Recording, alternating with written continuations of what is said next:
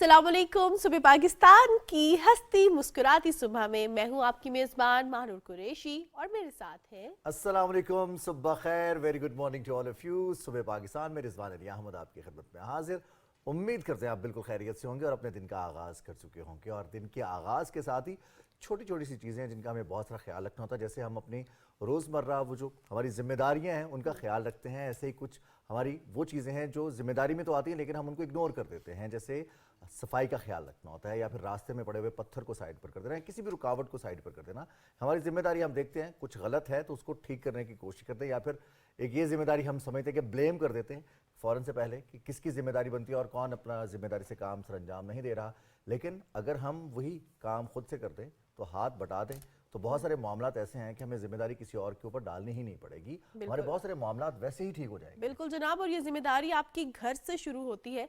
जब आप सुबह तैयारी कर रहे होते हैं ऑफिस जाने के लिए, यूनिवर्सिटी जाने के लिए, अपना नाश्ता बनाना, अपना बेड ठीक करना, अपना रूम ठीक करना, फिर जहाँ से आप जा रहे हैं वहाँ पे इस चीज़ की एहतियात करना, वो रास्ता कोई भी हो कि आपने जो टिश्यू यूज़ किया है वो सड़क पे नहीं फेंकना, आपने अपने पास एक खाली शॉपर रखना है, उसमें आप ये चीज़ें डालें ताकि आप अपने आप को भी अच्छे से उस माहौल में साफ़ सुथरा रखें और माहौल को भी साफ़ सुथरा रखें, क्योंकि ये आपका मुल्क है, आपका शहर है, इसकी साफ़ सुथराई, इसका ख्याल रखना आपकी जिम्मेदारी है। इसी तरह जिम्मेदारी के हवाले से बात करें तो हमने अपनी जिम्मेदारी पूरी कर दी, लेकिन अभी भी जिम्मेदारी ख़त्म नहीं हुई। वोट डालने के बाद 8 फरवरी को जो है हमने वोट कास्ट कर दिया अपनी अपनी जो पसंदीदा पॉलिटिकल पार्टी के उसको, या जो हमें लगा कि इसकी वजह से हमारा फ्यूचर अच्छा हो जाएगा। अब हुकूमत साजी कब होगी इस पर जो है सबकी नज़रें हैं कि हुकूमत साजी का जो सिलसिला है वो कब तक कंप्लीट होगा। अभी हम देख रहे हैं कि आज़ाद उम्मीदवार जो है वो डिफरेंट पॉलिटिकल पार्टीज़ में शमूलियत इख्तियार करें, जिसमें प्रोमिनेंट पॉलिटिकल पार्टी पाकिस्तान मुस्लिम लीग नून है, और सियासी बयानात का सिलसिला भी जारी और सारी है। इसके साथ साथ हमने ये भी देखा कि अभी तक ये जो बातचीत जारी है कि क्या होगा आगे, लेकिन अब क्या होगा कुछ प्रेडिक्शंस तो हमने भी आपके साथ शेयर करते हैं जब हमारे साथ दरमियान प्रोग्राम में एक्सपर्ट हो। लेकिन आपको बता दें कि नामजद जो स्पेशली कुछ लोग प्रोमिनेंटली कुछ पोजीशंस पर हैं वो आपको बता देते हैं कि मुस्लिम लीग नून, चूंकि मुस्लिम लीग नून में आज़ाद उम्मीदवारों की शमूलियत ज़्यादा सामने आ रही है, तो मुस्लिम लीग नून के कायद नवाज शरीफ ने वजीर आज़म के लिए शहबाज शरीफ को नामजद कर लिया और वजीर आला के लिए उम्मीदवार मरियम नवाज होंगी। पाकिस्तान की और पंजाब की पहली वज़ीर आला होंगी। ये पाकिस्तान की ये पहली वज़ीर आज़म तो मोहतरमा शहीद बेनज़ीर भुट्टो हैं, लेकिन पंजाब की पहली खातून वज़ीर आला होने का एजाज़ हासिल होगा मरियम नवाज शरीफ साहिबा को। और देखना यह है कि अब आज़ाद उम्मीदवारों की शमूलियत की आपने बात की, तो जो कल शाम तक के फिगर्स थे उसके मुताबिक मुस्लिम लीग नून के पास सादा अक्सरियत आ चुकी है। पंजाब में 150 से ज़्यादा अरकान हो गए हैं कुछ आज़ाद उम्मीदवारों की शमूलियत के बाद, जबकि हम देख रहे हैं कि इस्तेहकाम पाकिस्तान पार्टी की भी जो सूबाई सीट्स हैं वो भी इत्तेहाद में मौजूद हैं। फिर मरकज़ में अगर इत्तेहाद की बात करें तो तमाम सियासी जमातों ने पार्लिमानी सियासत के फ़रोग के लिए किरदार अदा करने के हवाले से जो मुस्बत बयानात हैं वो उनकी जानिब से सामने आए हैं। बड़ी प्रेस कॉन्फ्रेंसेज हुई, इसके बाद मुलाकातें हुई। कल JUI की जानिब से मरकज़ी मजलिस आमला का इजलास हुआ और उसमें यह फैसला किया गया कि चैलेंजेस तो हैं और इसके बावजूद पार्लिमानी सियासत में किरदार अदा करेंगे। कराची में बहुत बड़ा ब्रेक थ्रू है। शाहिद सैयद और जो कि ANP के सूबाई सदर हैं, MKM के साथ मुलाकात हुई उनकी। और साथ ही साथ हम आपको IPP के हवाले से भी आगाह करें कि IPP में आज़ाद उम्मीदवारों की शमूलियत के बाद पार्टी मज़ीद मुस्तहकम हुई है। अब पाकिस्तान में जो मनफी सियासत या तकसीम की सियासत की बात की जाती थी, इलेक्शंस के बाद से हम देख रहे हैं कि वो बादल काफ़ी तक छट चुके हैं और अब सब मुत्तहिद होकर आगे बढ़ना चाहते हैं। हुकूमत साजी के अमल के हवाले से बताते चलें कि इलेक्शंस के बाद 21 दिन का टाइम है, जो कि पाकिस्तानी आइन का आर्टिकल 91 उसके मुताबिक सदर डॉक्टर आरिफ अलवी इजलास बुलाएंगे। अब पाकिस्तान के पार्लिमानी निज़ाम में सदर भी इजलास बुला सकते हैं, इसके अलावा स्पीकर और साथ ही साथ पार्लिमानी उमूर की वजारत जो है वो भी इजलास के हवाले से फैसला कर सकती है। अब 21 दिन के अंदर अंदर इजलास होगा और उसमें हुकूमत साजी होगी। जिसके पास नंबर ज़्यादा होंगे वो वज़ीर आज़म बन जाएगा। हम देखते हैं कि पाकिस्तान पीपल्स पार्टी, मुस्लिम लीग नून, MKM, इसके साथ साथ मुत्तहदा कौमी मूवमेंट पाकिस्तान के साथ साथ इस्तेहकाम पाकिस्तान पार्टी, मुस्लिम लीग काफ और दीगर सियासी जमातें अब जो जिन्होंने सूबाई के साथ साथ कौमी असम्बली की नशिस्तें हासिल की हैं वो पार्लियामेंट में आकर आगे बढ़ने के लिए और ख़ासतौर पर मईशत के हवाले से जो चैलेंजेस हैं उन पर काबू पाने के लिए किरदार अदा करने को तैयार हैं। बिल्कुल, जहां आप देख रहे हैं कि जो इब्हाम थे, अब जो सियासी जमातें हैं उनके एक दूसरे के साथ जो अब بیانات سامنے آ رہے ہیں یا جو شمولیت ہے ایک پولیٹیکل پارٹی میں، ایونچولی یہ جو جیت ہے یہ پاکستان میں جمہوریت کی جیت ہے، اور یہ جمہوریت کی جیت بہت زیادہ ضروری ہوتی ہے معاشی استحکام کے لیے بھی، سوشل ڈیولپمنٹ کے لیے بھی، اور فارن ریلیشن کے لیے بھی. ہمارے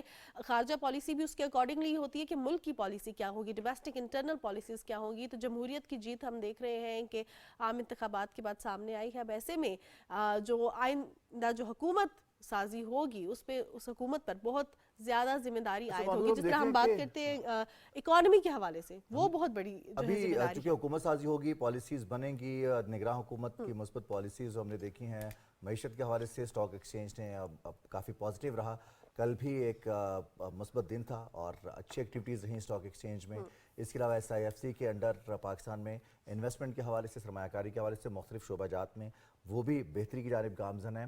کل ایک ٹویٹ کیا نامزد وزیر اعلیٰ پنجاب مریم نواز نے، جس میں انہوں نے اس بات کو ایڈریس کیا کہ وہ اور محمد شہباز شریف دونوں کو نامزد کیا ہے مسلم لیگ نون کے قائد محمد نواز شریف نے، لہٰذا وہ ان کے سپاہی ہیں.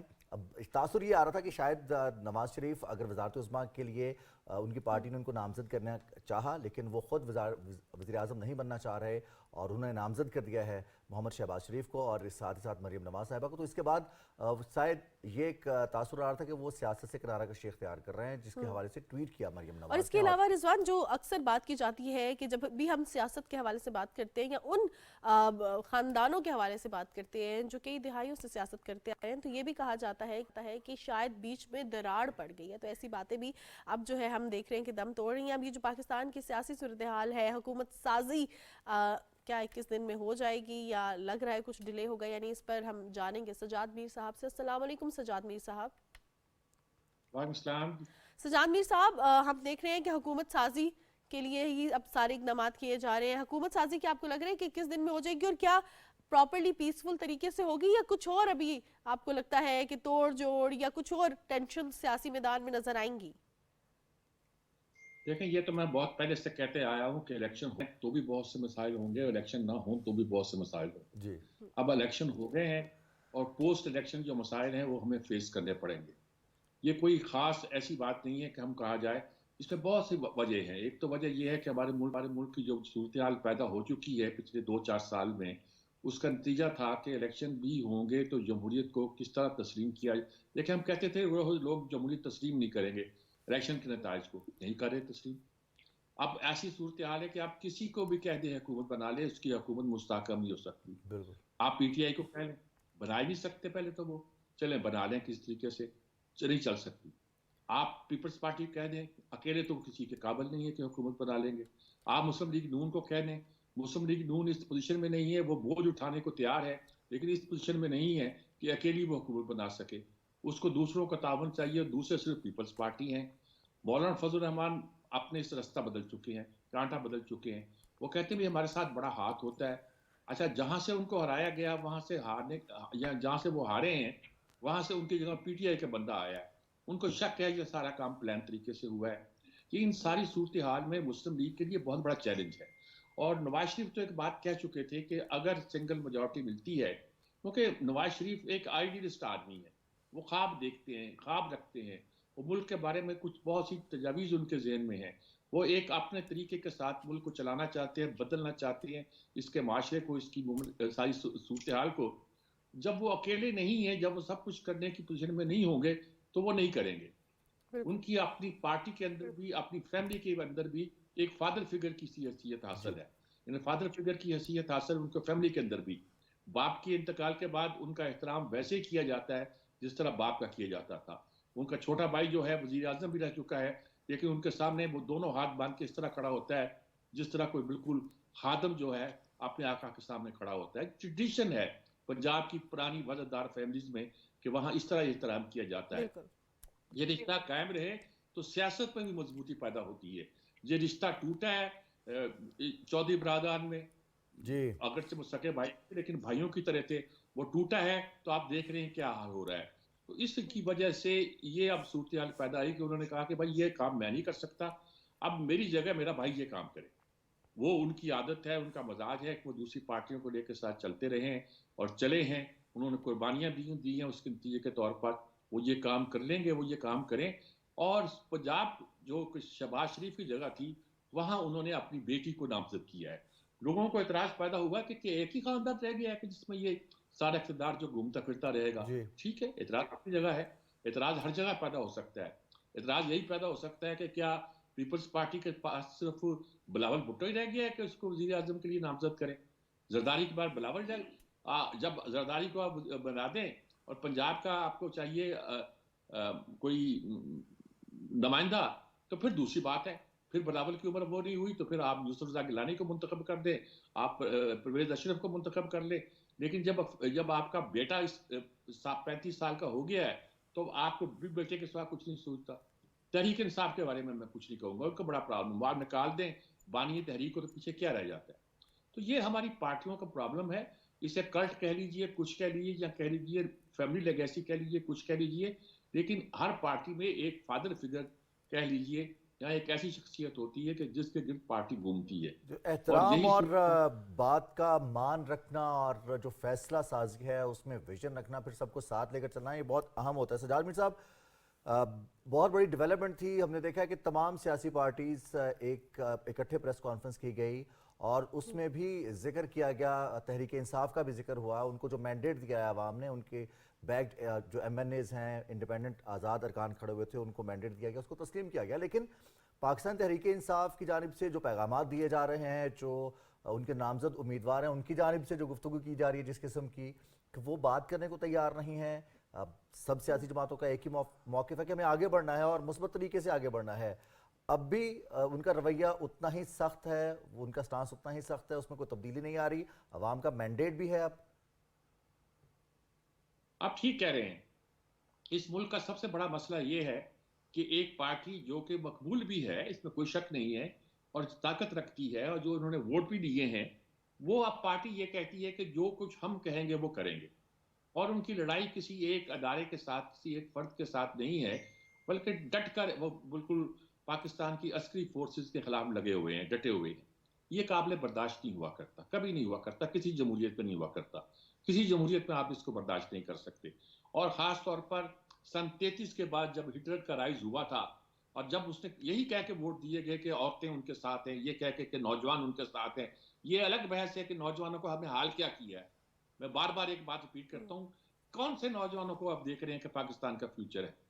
पाकिस्तान का नौजवान, 12 करोड़ नौजवान, क्या हाल है? उसमें से 6 करोड़ से ज्यादा ऐसे हैं जो दरसगाहों में नहीं जाते, जी स्कूलों में जाने की भी उम्रें हो चुकी हैं, जा नहीं पा रहे, और बाकी 6 करोड़ में से आधे वो हैं जो जाते हैं और फिर उन्हें वापस आना पड़ता है। इसलिए वापस आना पड़ता है कि तालीम जारी नहीं रख सकते। अगर 4-6 जमातें पढ़ लेते हैं तो ये पढ़ा लिखा होना तो नहीं कहा जा सकता, उनकी ये हालत होती है। बाकी जो दरसगाहों में जाते हैं उनका क्या हाल है? कुछ को हम कहते हैं ये तो मदरसों में पढ़ रहे हैं, इनको क्या पता है कि जदीद दुनिया क्या है। कुछ को हम कहते हैं कि ये उन स्कूलों दरसगाहों में पढ़ते हैं जिसमें पढ़ने वाले बच्चे कहते हैं हम पाकिस्तान में रहना नहीं चाहते, हम बाहर जाना चाहते हैं, पाकिस्तान में रखा क्या है। भाई ऐसी नस्ल का हम क्या करेंगे? अचार डालेंगे भाई ऐसी नस्ल का? बाकी जो लोग बचते हैं, लाख करोड़ 1.5 करोड़, उनके पास वसाइल नहीं है, या उनको हम वो तालीम नहीं देते, वो तरबियत नहीं दे पाते जो उनका हक है। उनको जिन दरसगाहों में पढ़ाते हैं उन दरसगाहों में वो सहूलतें नहीं है जिसके वो मुस्तहक है। नतीजा क्या है? नतीजा क्या कि जिसको हम अपना फ्यूचर कहते हैं वो हम पर बोझ बन गया है, और उसी बोझ पर लेकर हम आप इलेक्टोरल प्रोसेस में दाखिल हो गए हैं और आप कहते हैं कि उनकी बात मानो।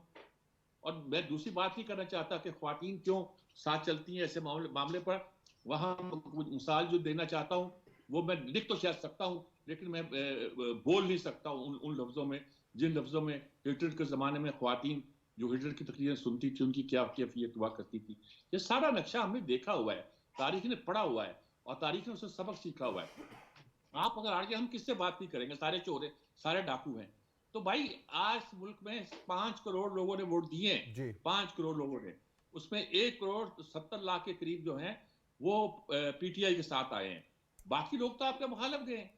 1 करोड़ 20-30 लाख नून लीग के साथ गए हैं, 1 करोड़ 17-18 लाख जो है वो पीपल्स पार्टी के साथ गए हैं, बाकी दूसरी जमातों के साथ गए हैं।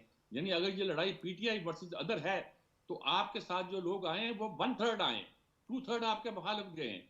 तो इस बहस को अगर ना भी छेड़ें तो भी अगर किसी एक जमात का जिसकी तादाद जितनी भी हो ये रवैया हो कि बाकियों को छोड़ेंगे नहीं, سارے غدار ہیں، سارے بدماش ہیں، سارے چور ہیں، سارے لفنگے ہیں، سارے ڈاکو ہیں، ان جی سے بات نہیں ہو سکتی تو صحیح. جمہوریت تو آگے نہیں چل سکتی. سجاد میر اور صاحب، یہ جمہوریت اگر کے ہم اس بحث میں پڑے رہیں گے تو واقعی مسئلہ تو یہ ہے کہ ملک کب ترقی کرے گا، عوام کے لیے کیا کیا جائے گا، اور جیسے آپ نے بات کی کہ نوجوانوں کا کیا حال کر دیا گیا ہے، ان کے لیے اب اس ملک کی اکانومی کو سسٹینیبل بنانا، تعلیمی نظام میں بہتری لانا، جمہوری عمل مستحکم کرنا، فلکچویشن یہ جو ہو رہی ہے ہم دیکھ رہے ہیں کہ ہائبرڈ ڈیموکریسی اس کو پہلے کہا جا رہا تھا، تو اب کتنا ضروری ہے حکومت سازی کے بعد جو نئی حکومت آئے گی اس پر ہمارے معاشی استحکام کے لیے کام کرنا، جو پہلے کی کچھ پالیسیز ہیں ان کو لے کر چلنا یا کچھ چینجز لانا، اور خاص طور پہ 2024 کتنا ضروری ہے معاشی استحکام کے لیے پاکستان کے؟ یہ بہت ضروری بات ہے. ایک چیز تو جو ہے پچھلی حکومتوں نے مل کے بنا لی ہے، اور وہ بنا لی ہے وہ جو FIC کیا کہتے ہیں کہ ہمارے SIFC. کے لیے ایک ادارہ بنا لیا گیا ہے جو اکنامک پالیسیوں کو آگے لے کے چلے گا.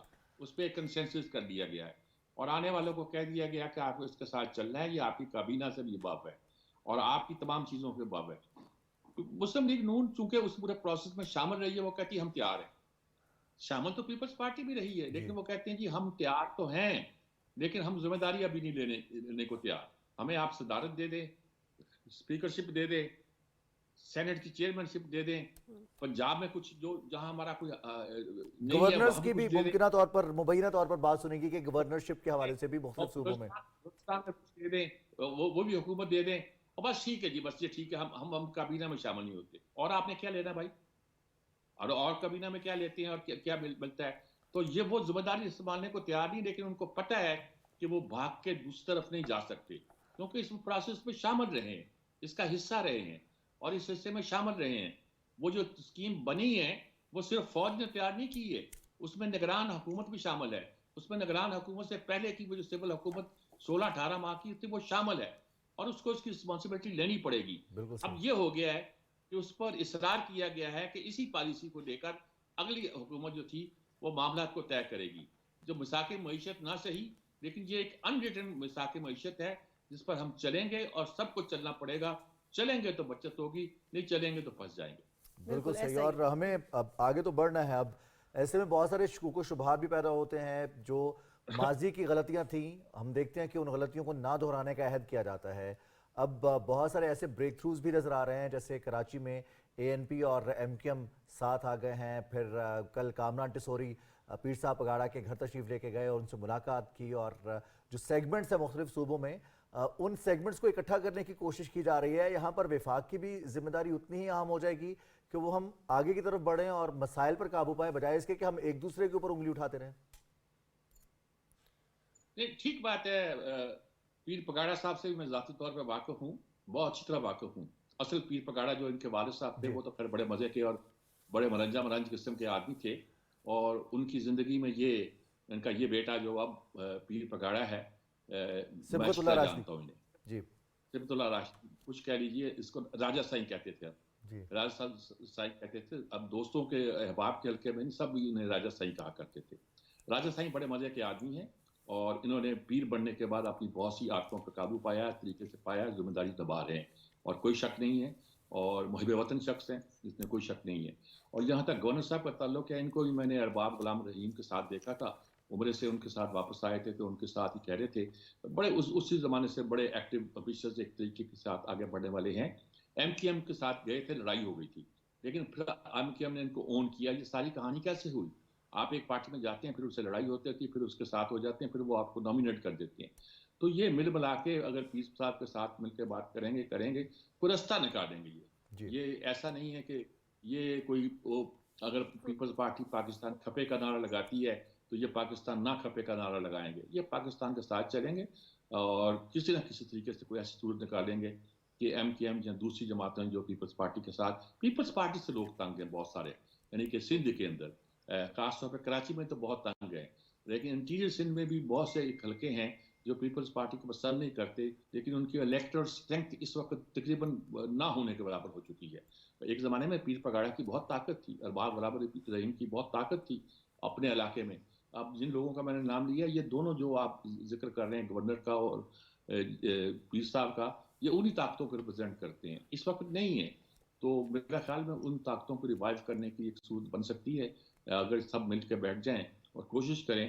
اور ایک عرصے تک ہوتا رہا ہے کہ پیپلز پارٹی کے مقابلے میں سندھ میں اچھی خاصی 8, 9, 10 سیٹیں آیا کرتی تھی, اور کراچی میں پیپلز پارٹی کو اسٹرینتھ پکڑنی پڑتی تھی, لیکن اس میں پھر ایم کیو ایم کے مقابلے میں کچھ سیٹیں ضرور آ جایا کرتی تھی. وہ ساری کہانی ہے جو جس میں سندھ جو ہے اس ٹرموائل میں الجھا ہوا ہے پچھلے 30 سال 35 سال سے. اسے نکالنا ہے. کیسے نکلتا ہے, کیوں کا نکلتا ہے, یہ اس کو اس کے ہاتھ پہ چھوڑ دیں تو نکل جائے گا. لیکن اگر اس کو ہم مینج کرنا چاہیں گے تو ابھی تک ہم نے سن 88 کے بعد 84 کے بعد کہہ لیجیے مینج کرنے کی کوشش کی ہے. 84 کے بعد اس لیے کہ بشرا زیادی کا واقعہ 84 میں ہوا تھا, اسی کے بعد ایم کیو ایم بنی تھی 85 86 میں, وہ انہوں نے جڑیں پکڑی تھی. لیکن اصل طاقت ان کی 88 میں سامنے آئی تھی جب انہوں نے ایک بلدیہ ایک الیکشن جیتے تھے اور اس کا جشن منایا تھا. کراچی کی سڑکوں پہ پوری رات لوگ جو تھے سڑکوں پہ تھے, عورتیں بھی تھیں, مہاجر بڑے ایک خاص طرح کے مزیدار قسم کے لوگ ہوتے ہیں, لیکن ان لڑکیوں نے بھی پوری رات ڈانس کیا سڑکوں پر. یا کوئی فیملیز موجود تھی, اتنا خوشی کا سامان تھا, جشن کا سامان تھا.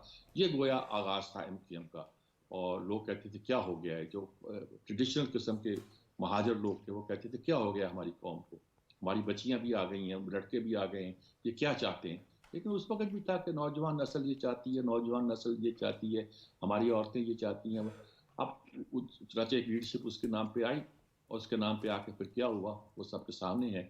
اس کو دہرانے کی ضرورت نہیں ہے, صرف ایک سبق لینے کی ضرورت ہے کہ یہ نعرہ نہ لگایا کریں کہ نوجوان یہ چاہتے ہیں, عورتیں یہ چاہتی ہیں, فلاں یہ چاہتی ہیں. نعرہ یہ لگایا کریں کہ پاکستان کے لیے بہتر کیا ہے, ملک کے حالات کے لیے کیا ہے, اور جو نہیں چاہتے ان کی تربیت میں کیا کمی رہ گئی ہے. ہم نے کوئی کمی چھوڑی ہے, اس نسل نے کوئی کمی چھوڑی ہے.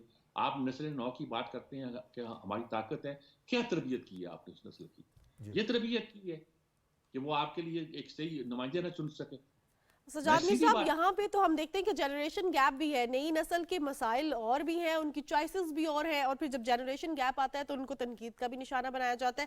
پولیٹیکل پارٹیز نئی نسل کے حوالے سے اس لیے بات کرتی ہیں کہ مین پاور, یوتھ, ان کے مسائل زیادہ ہیں, مین پاور بھی یہی پرووائڈ کرتے ہیں, انہی کے تھرو جو ہے ہم دیکھتے ہیں کہ ملک بھی ترقی کرتے ہیں. پوری دنیا میں ریکوائرمنٹ ہوتی ہے کہ جو وہاں پہ مین پاور ہے, جو ینگ ہیں لوگ وہ آئیں. سو بیسکلی اس وجہ سے ان کو ٹارگٹ بھی کیا جاتا ہے الیکشن کیمپین میں. لیکن اب ہم بات کریں, جیسا تربیت کے حوالے سے بات کریں, اس میں صرف ایک سیاسی جماعت نہیں, ساری سیاسی جماعتوں پر یہ ذمہ داری عائد ہونی چاہیے, یا جو ان کے خاص طور پر جو ہر سیاسی جماعت, اب آج کی بھی سچویشن آپ مد نظر رکھیں, 2018 کی سچویشن بھی مد نظر رکھیں, ان کی جو سیاسی جماعتوں کے میڈیا سیلز ہیں ان پہ کتنی زیادہ ذمہ داری عائد ہوتی ہے, کیونکہ جو سارا نیریٹو سٹارٹ ہوتا ہے وہ سوشل میڈیا سے سٹارٹ ہوتا ہے. سوشل میڈیا پیچھے جو رن کر رہے ہیں اور جو ایک پارٹی کا نیریٹو ہے اس کو لے کر چل رہے ہیں.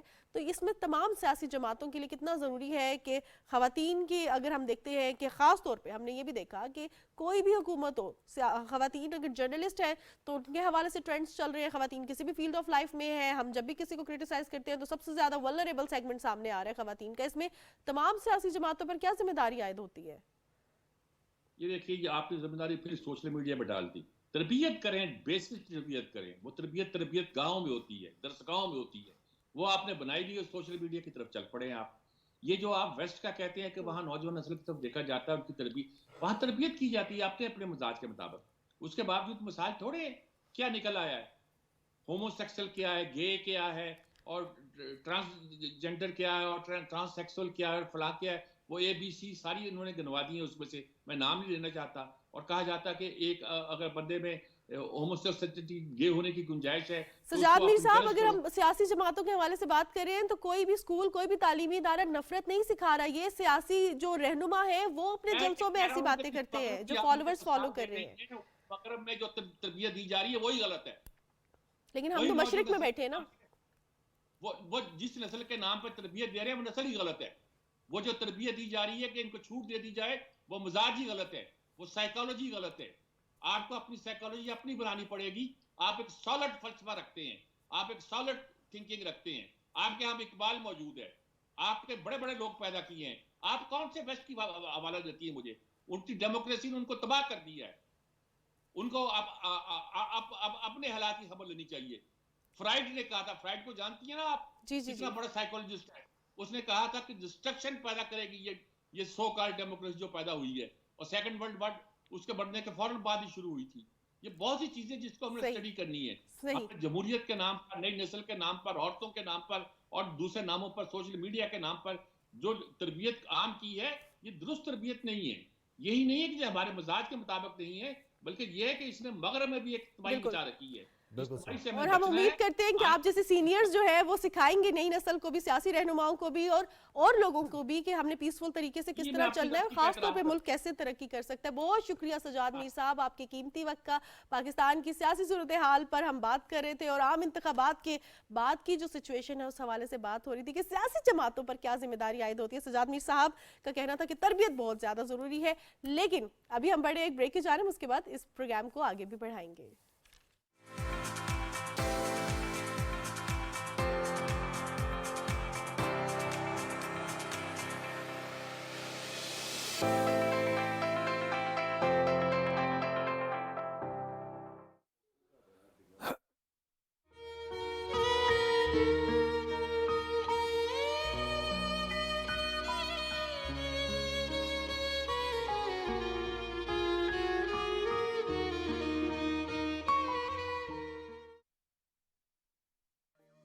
بر صغیر کے مسلمانوں کی جد و جہد آزادی کا پیغام, پیغام پاکستان.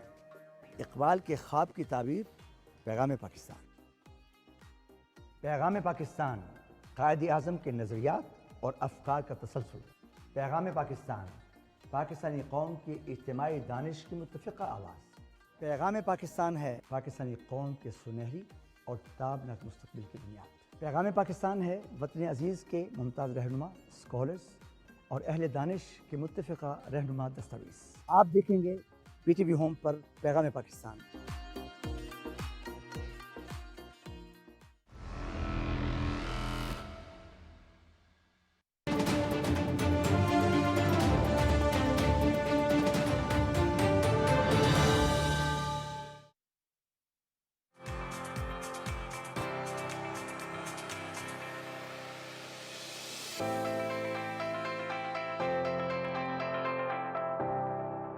جی جناب, صبح پاکستان میں ایک بار پھر خوش آمدید. جہاں ہم بات کرتے ہیں معاشرے کے حوالے سے, وہاں پہ ہماری اپنی صحت بہت زیادہ میٹر کرتی ہے. ہم دیکھتے ہیں رضوان, جب بھی ہم کسی پارک میں جاتے ہیں, واک کرتے ہیں, جاگنگ کرتے ہیں, لوگوں کو ایکسرسائز کرتے دیکھتے ہیں تو دل خوش ہوتا ہے کہ یہ معاشرہ ہیلدی ایکٹیویٹیز کی جانب بڑھ رہا ہے.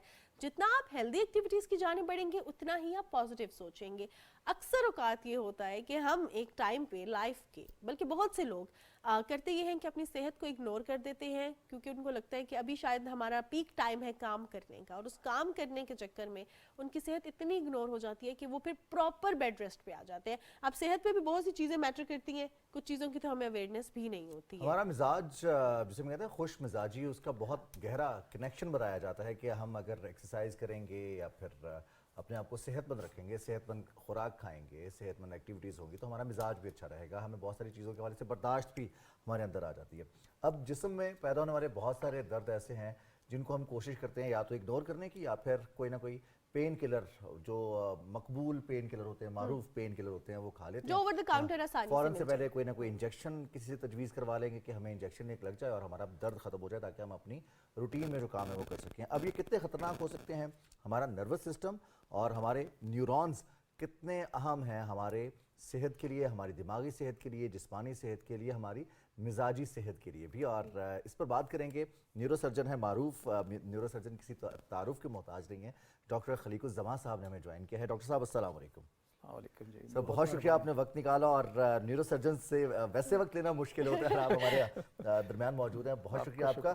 سر یہ جو ایک ایکٹیویٹی ہے کہ ہم اپنی صحت کو, جیسے مہنور بھی کہہ رہی تھی کہ کام کر لیں, صحت بعد میں دیکھی جائے گی, ابھی ینگ ہیں, کچھ نہیں ہوتا, خاص طور پر اس ایج میں جو ہمیں جسے ہم ادھیڑ عمری کہتے ہیں. جی ہاں, یہ تو بالکل اسی طرح ہے جس طرح وہ شاعر نے کہا ہے نا, کچھ کام کیا, کچھ عشق کیا, کچھ کام کیا, دونوں رہ گئے. تو بات یہ ہے کہ کام اور عشق ساتھ ساتھ چلے تو اچھا ہوتا ہے. صحیح.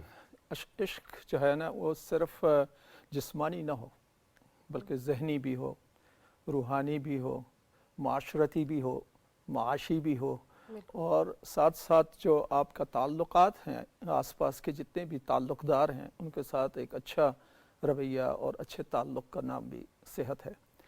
صحت مند فرد معاشرے کا ایک اکائی ہے. جی لیکن جب سارے لوگ میجورٹی صحت مند ہوں گے، کس لحاظ سے؟ بدنی لحاظ سے، یعنی جسمانی لحاظ سے بھی، ذہنی لحاظ سے بھی، نفسیاتی لحاظ سے بھی.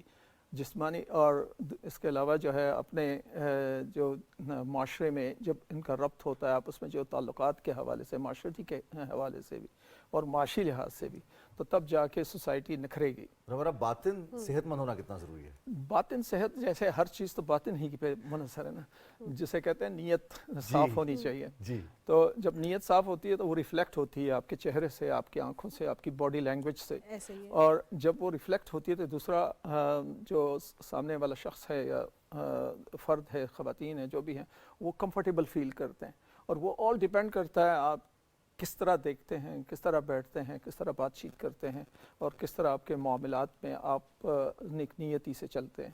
تو وہی والی بات ہے کہ جی جب آپ کا ذہن میں کسی کے لیے کدورت نہیں ہوگی، نفرت نہیں ہوگی، بلکہ آپ ہر ایک کا بھلا چاہیں گے، یہ چاہیں گے کہ مجھ سے کسی کو نقصان نہ پہنچے اور میں فائدے کا سبب بنوں. وہی اشفاق احمد صاحب والی بات کہ خود بھی اپنے لیے بھی آسانی پیدا کریں اور دوسرے لوگوں کے لیے بھی آسانی پیدا کریں. تو اس سے آدمی خود بھی صحت مند رہتا ہے اور آپ کے آس پاس لوگ بھی بڑے خوش مزاج، اور آپ کا معاشرہ بھی اچھا، اور اس کی تربیت ہوتی ہے. بالکل بالکل ایسا ہی ہے ڈاکٹر صاحب. لیکن اکثر اوقات ہم دیکھتے ہیں کہ ہیلتھ کے معاملے میں تھوڑی سی تربیت کا فقدان ہے، تھوڑی سی کمی ہے، اویئرنیس کی کمی ہے. مجھے کہیں درد ہوا، جا کے اوور دا کاؤنٹر جو مجھے دوائی ملی میں نے لے لی، یا جو گھر میں پڑی ہوگی، یا کسی کو جو کسی پہلے ڈاکٹر نے دی ہوگی.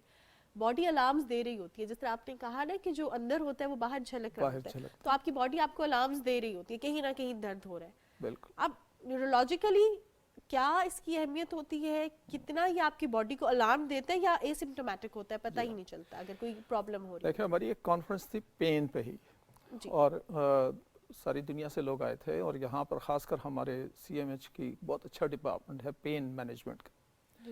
تو ان کی انہوں نے مجھے گیسٹ کے طور پہ بلایا تھا، تو ایک سیشن ہم چیئر کر رہے تھے، سب کا ایک ساتھ سارے ایکسپرٹس بیٹھے ہوئے تھے. تو اس میں اچانک میرے ذہن میں آیا کہ جی درد تو اللہ کی طرف سے ایک بہت بڑی نعمت ہے. اگر درد نہ ہوتی، وارننگ نہ ہوتی، وارننگ نہیں ہوتی، الارم نہیں بجتا، الارم نہ بجتے تو آپ اپنی اس کی خیال نہ رکھتے. اب میں آپ کو ایک بات بتاؤں کہ میں نے وہاں پہ انگریزی میں بول لیتا ہوں، پھر اس کی ٹرانسلیشن کر لیتا ہوں کہ وہ pain is a sign of life, یہ زندگی کی نشانی ہے. It is a symptom of a disease. ٹھیک ہے، یہ ایک بیماری کی علامت ہے. اور تیسرے نمبر پہ it is dreaded when it becomes a disease. اب اس کا مطلب یہ ہے کہ آخری مرحلے میں آتے ہیں، اور اسی جگہ پھر پین مینجمنٹ ہوتی ہے، اور ان کے لیے باقاعدہ بہت ہائیلی اسپیشلائزڈ لوگوں کی ضرورت ہے. وہ نیورو سرجن بھی اکیلا نہیں کر سکتا. جب اس کے ہاتھ سے بھی نکل جاتا ہے، اور اگر کسی بھی ہر ڈاکٹرز کے ہاتھ سے جب پین نکل جاتا ہے تو وہ بیماری بن جاتی ہے، اور وہ پھر اسپیشلائز. تو اس لیے اس درد کا علاج بھی ڈاکٹر سے پوچھ کے کرنا ہے. اب یہاں پہ ایک اور بہت اہم نقطہ میں بتانا چاہتا ہوں جو کہ میرے تجربے سے مجھے پتہ چلا ہے. لوگ سمجھتے ہیں درد بیماری ہے. درد بیماری نہیں ہے. درد بیماری کی آخری شکل ہے جس کو مینج نہ کیا جا سکے تب وہ بیماری ہوتی ہے. اور وہ میرے خیال میں میری زندگی میں ٹوٹلی میں آلموسٹ 50 سال سے پریکٹس کر رہا ہوں اور ڈاکٹر بنا ہوں. تو اس کا مطلب یہ ہے کہ جی میں نے مشکل سے 10 لوگ ایسے ہوں گے جن کو میں نے پین مینجمنٹ کے لیے لوگوں کے پاس بھیجا ہوگا کہ جی جائیں، آپ کو درد کی اس کی ضرورت. وہ کب ہوتی ہے؟ وہ جب ساری ڈیزیزز اتنی بڑھ جاتی ہیں کہ وہ جو وجہ ہوتی ہے بیماری کی اس کو اب ہم مزید مینج نہ کر سکیں. سو صرف دیر فور جو درد ہے وہ تب بیماری بنتی ہے. اب ہمارے معاشرے میں لوگ علامت کو، شکایت کو بیماری سے کنفیوز کر جاتے ہیں. اب یہاں پہ یہ نقطہ بڑا اہم ہے، اگر میں اس کو کلیئر کر سکوں.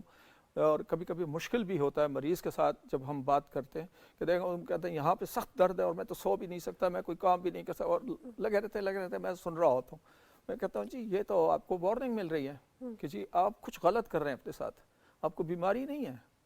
اگر آپ سوتے ٹھیک نہیں ہیں، اگر آپ خوش نہیں ہیں، اگر آپ ایکسرسائز نہیں کرتے, اگر آپ نماز نہیں پڑھتے, آپ ذہنی طور پہ صحیح طریقے سے اپنے معاشرے میں ایڈجسٹ نہیں ہیں, اپنی فیملی میں ایڈجسٹ نہیں ہیں, یا آپ کے تعلقات اچھے نہیں ہیں, یا آپ کی کوئی بہت بڑی خواہشات ہیں وہ فلفل نہیں ہو رہی, وہ بھی درد کی صورت میں آپ کو ظاہر ہوتی ہے. ہیڈ ایک ہے فار ایگزامپل, بیک ایک ہے فار ایگزامپل, آپ صحیح بیٹھتے نہیں ہیں, صحیح طریقے سے سفر نہیں کرتے, صحیح طریقے سے لیٹتے نہیں ہیں, صحیح جگہ پہ نہیں لیٹتے, اتنی بڑی بڑی میٹریسز ہارڈ اور یہ اور وہ medicated, it's all commercial گیمکس.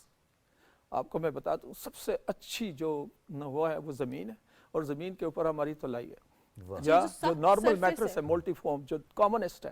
I feel that is the best bed in the whole world. میں آپ کو بتا دوں سب سے پہلا میرا کمر میں درد کب ہوا تھا, جب میں باہر انگلینڈ اپنی ٹریننگ کے لیے گیا تھا, اور مجھے صبح درد تھا, تو میں نے کہا پتہ نہیں پہلی دفعہ زندگی میں کمر میں درد ہوا, کیونکہ I always been an athlete and exercises, اور ابھی میں صبح دوڑ کے آیا ہوں. تو بات یہ ہے کہ جی جو سب سے پہلا درد, سوری سب سے پہلا جب مجھے کمر درد ہوا تھا وہ اسپرنگ میٹس کی وجہ سے ہوا تھا. وہ میں نے صبح اسپرنگ میٹرس ہٹائی, زمین پہ لیٹ, کیونکہ وہاں پہ دوسرا تھا نہیں, وہاں پہ کارپٹ تھا, میں کارپٹ پہ لے کے back was gone. So even position for example آپ بڑے ٹھیک ٹھاک بیٹھے ہیں اس طرح کر کے, اس طرح یا اس طرح کے بیٹھے کمپیوٹر کے سامنے, اور خاص کر آج کل موبائل کے چکر میں سارا دن اس کے سامنے بیٹھے ہوتے ہیں, اور خاص کر اپنی جو ڈائرنل ویریشن ہے وہ ختم کر دیں. زندگی اللہ نے, دن اللہ نے کام کرنے کے لیے, کام کرنے کے لیے, ایکسرسائز کرنے کے لیے, دھوپ روشنی کو ایبزارب کرنے کے لیے, انرجی ایبزارب کرنے کے لیے بنائی ہے. رات آرام کے لیے بنائی ہے.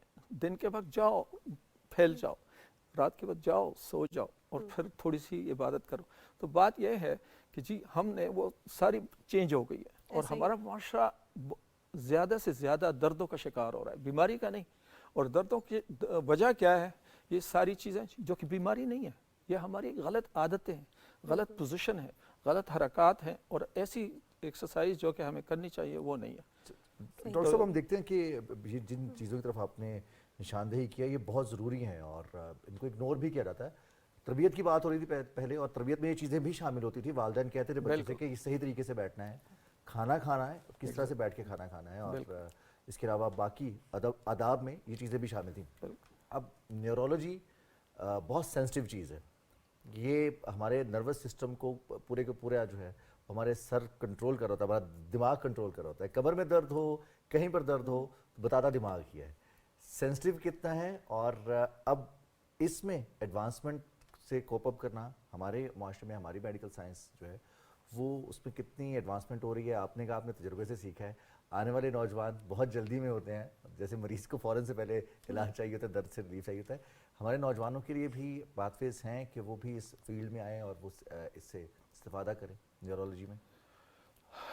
نیورولوجی جو ہے نا ایوالو ہو رہی ہے, جس طرح ہر چیز ترقی کر رہی ہے. کچھ عرصہ پہلے تک ہم یہ سوچ بھی نہیں سکتے تھے کہ ہم یہاں سے فون کریں گے تو ہم امریکہ میں میں ذرا اس جنریشن سے ہوں جب کہ ایک ہفتہ 2 ہفتے ٹیلی فون بک کیا جاتا تھا, اور ہم کال جب کرتے تھے وہ بھی خاص منٹ کے لیے ہوتا تھا. اسی طرح ہر اسپیشلٹی وہ ترقی کر رہی ہے. یہ کئی لحاظ سے کر رہی ہے, لیکن ایک لحاظ سے پیچھے ہے وہ میں بعد میں بتاؤں گا. اور جو ترقی کر رہی ہے وہ یہ ہے کہ جی ڈائگنوسٹک سب سے زیادہ امپورٹنٹ تھی. جیسے جس وقت میں نے نیورو سرجری میں ڈیسیجن لیا تھا کہ جی میں نیورو سرجری کروں گا, اور وہ میں 3rd ایئر MBBS میں تھا جب میں نے فیصلہ کیا تھا, تو اس وقت کوئی CT اسکین نہیں تھا, اس وقت کوئی انویسٹیگیشنز نہیں تھیں, اور پاکستان میں کوئی نیورو سرجن نہیں تھا. اس وقت صرف ہمارے جمعہ صاحب ہوتے تھے کراچی میں, he was the only one who was the father figure of neuro surgery. باقی یہاں تک اسلام آباد تک, کراچی سے لے کر کوئی وہ نہیں تھا. بعد میں بشیر صاحب آئے ملتان میں, تو اس کے بعد پھر ہم آئے. اس وقت جس وقت میں نے اسپیشلٹی کرنا چاہیے تو اس وقت مجھے بتایا گیا کہ دیکھو تمہارا تو ہر مریض مرے گا اور تم بھوک سے مرو گے. میں نے کہا ٹھیک ہے مر جاؤ, لیکن یہ ہے کہ چونکہ اس میں کوئی نہیں ہے تو I have to go. So that was the determination. And let me tell you this کہ جی جب میں ایون ٹریننگ لے کے واپس بھی آیا تو CT scan was not available in Islamabad. ٹھیک ہے نا, صرف ایک CT اسکین تھا جو کہ فنکشنل تھا, وہ کراچی میں تھا. اور کبھی کبھی ہمیں جب بہت ہی ضروری ہوتا تھا تو ادھر بھیج دیتے تھے, ورنہ تو کچھ اور انویسٹیگیشنز ہوتی تھی جو کہ بڑی انویسیو ہوتی تھی اور اس کی کافی کمپلیکیشنز ہوتی تھی. آپ نے مائلوگرام کا نام سنا ہوگا, تو اس میں وہ یعنی اتنے تک سے ہم یہاں تک پہنچے ہیں کہ اب ہمارا پاس لیٹسٹ MRI ہے, لیٹسٹ پیٹ اسکین ہے, اور اب تو ہمارے پاس ایک ایسی مشینیں آ گئی ہیں جو کہ بغیر سرجری کے, فار ایگزامپل آپ برین ٹیومر کو یا پھر کوئی بھی جگہ کوئی لیژن ہو تو اس کو آپ ڈیٹیکٹ بھی کر سکتے ہیں, اس کو آپ ٹریٹ بھی کر سکتے ہیں, اور اس کو فالو بھی کر سکتے ہیں. خاص طور پر جو مہروں کے حوالے سے کہا جاتا ہے کہ اگر یہ ڈسپلیس ہو جائیں تو ان کو ٹریٹ کرنا ذرا مشکل ہو جاتا ہے. جی ہاں, اب جو نہیں موروں کا جو سب سے اچھی بات یہ ہے کہ جی اگر آپ موروں کا خیال رکھیں گے تو مورے آپ کا خیال رکھیں گے. صحیح. اچھا بیسکلی اب ایک اور چیز میں ذرا اس کو I want to make it simple.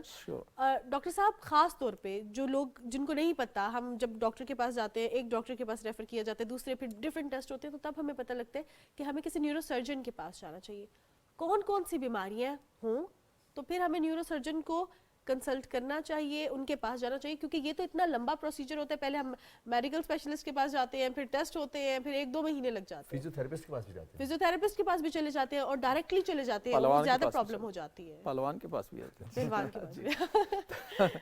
اب بات یہ ہے کہ جی کب اور کس وقت نیورو سرجن کے پاس آنا ہوتا ہے, یہ بڑا اسپیشلائزڈ قسم کا وہ ہے. تو اس لیے سب سے پہلے فار ایگزامپل جو سب سے کامنسٹ علامات ہیں جو کہ نیورو سرجری کی ساتھ تعلق رکھتی ہیں, وہ جیسے سر فار ایگزامپل اگر سر میں کچھ ہو رہا ہے تو آپ کا کیا ہوگا, یا تو سر درد ہوگا, اور سر درد کس قسم کا ہوگا وہ پھر پوچھنا پڑتا ہے, اور وہ ڈاکٹر ہی پوچھ سکتا ہے. جیسے فار ایگزامپل سر میں رسولی ہے خدا نخواستہ, اور وہ سلولی گرو کر رہی ہے. اگر یہ ایسی جگہ پہ ہے جہاں پہ کوئی وہ والا حصہ دماغ کا کوئی حصہ کنٹرول کر رہا ہوتا ہے, تو وہ ہاتھ فار ایگزامپل اگر وہ والا حصہ اس طرف ہے تو اس جگہ اگر کوئی گڑبڑ ہو رہی ہے تو آپ کا ہاتھ آہستہ آہستہ کر کے پہلے تو کلمزی ہو جائے گا, پھر کمزور ہونا شروع ہو جائے گا, اور آہستہ آہستہ کر کے یہ ہاتھ سے پاؤں کی طرف اور اس طرح ایک آدھا حصہ متاثر ہوتا ہے.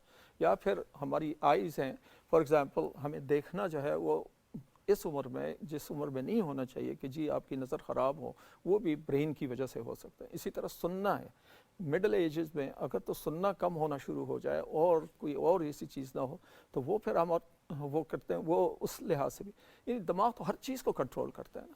اگر آپ چلنا پھرنا اور آپ کا بیلنس آپ کا خراب ہے تو وہ بھی نیورولوجی برین سے یا اسپائنل کارڈ سے اور نروس سسٹم سے تعلق ہے. اب نروس سسٹم پہ ساری وہ بیماریاں جو جسم کے کسی حصے پہ بھی اثر کرتی ہیں وہ دماغ کو بھی کرتی ہیں. بالکل ایسے جیسے فار ایگزامپل انفیکشن ہے, فار ایگزامپل ٹیومر ہے, بلیڈ ہے, ٹراما ہے, جیسے چوٹ ہے, یا پھر برین کا سکڑ جانا ہے. یہ ساری باتیں بات چیت میں اگر مشکل پیش آ رہی ہے تو یہ ساری چیزیں ایسی ہیں جس سے کہ آدمی کو, اور یہی چیزیں ڈاکٹر ڈٹرمن کرتا ہے جو آپ کا فرسٹ لائن ڈاکٹر ہوتا ہے. ہمیشہ ہمارے پاس اب تو زیادہ لوگ ڈائریکٹ آنے لگتے ہیں, کیوں؟ اس لیے کہ وہ درد کو بیماری سمجھتے ہیں. جب بھی ان کو تھوڑا سا بھی درد ہو نیورو سرجن کے پاس جاؤ, یا نیورو سرجن کے بجائے اگر آپ کسی اپنے لوکل ڈاکٹر کے پاس جائیں گے تو وہ آپ کو بتا دیں گے, کیونکہ وہ آپ سے چند سوالات پوچھیں گے. وہ والا درد جو کہ کنٹینیوسلی زیادہ ہوتا جا رہا ہے over a period of time, وہ درد جو رات کو زیادہ ہوتا ہے, جو ہی آپ رات کو اٹھاتا ہے, وہ والا درد آپ کا زیادہ تر یہ ہوتا ہے کہ وہ کہیں ایسا نہ ہو کہ دماغ میں کوئی ایشو ہو. تو اس وقت پھر ڈاکٹر جا کے, جب ڈاکٹر کے پاس جاتے ہیں فار ایگزامپل کسی بھی ڈاکٹر کے پاس یا پھر نیورو سرجن کے پاس, یا وہ ڈاکٹر جو کہ ان چیزوں سے واقف ہوتا ہے, وہ آپ سے سرٹن سوالات کرتا ہے, ہسٹری لیتا ہے جس کو کہتے ہیں, پھر آپ کو معائنہ کرتا ہے. معائنہ کیسے کر سکتا ہے کہ وہ آنکھوں میں دیکھتا ہے, آنکھ کے تھرو ہم دماغ کو دیکھ سکتے ہیں کہ اس میں پریشر کتنا ہے. اگر تو آپ کی آنکھوں کے پیچھے سوجن ہے تو اس کا مطلب یہ ہے کہ اندر پریشر بڑھ رہا ہے اور وہ آہستہ آہستہ کرتے بڑھتے ہی جا رہا ہے, جس کی وجہ سے آپ کا ہیڈ ایک ورس ہوتا جاتا ہے. اور اسی طرح رات کو کیوں, رات کو تو آدمی آرام کرتا ہے, ہونا تو یہ چاہیے کہ صبح بہتر ہو, لیکن یہ صبح کے وقت زیادہ ہوتا ہے, اور خاص کر بچوں میں برین ٹیومرز کو ایک خاص ایج گروپ ہے اس میں کافی کامن ہے.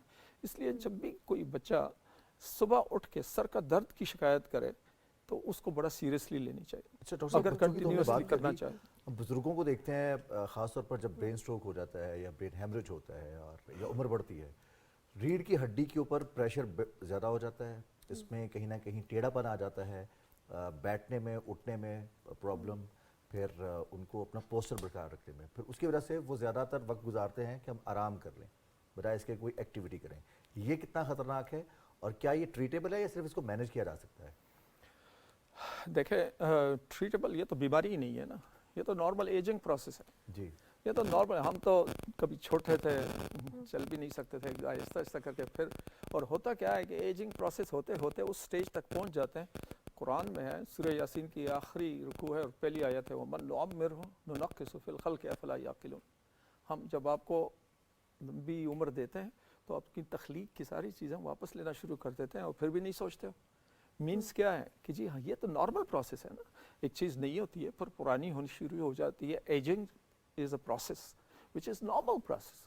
اب اس کو آپ کس طرح ہیلدی بنا سکتے ہیں شروع سے ہی, جیسے میں نے کہا ذہنی, نفسیاتی, معاشرتی, معاشی, یہ ساری فیکٹرز کاؤنٹ کرتی ہیں الٹیمیٹلی آپ کی اس پہ, نہ صرف دماغ پہ بلکہ باڈی کیا. اسی طرح آپ ایکسرسائز کرتے ہیں, فار ایگزامپل آپ کے خوراک کہ کس قسم کی خوراک.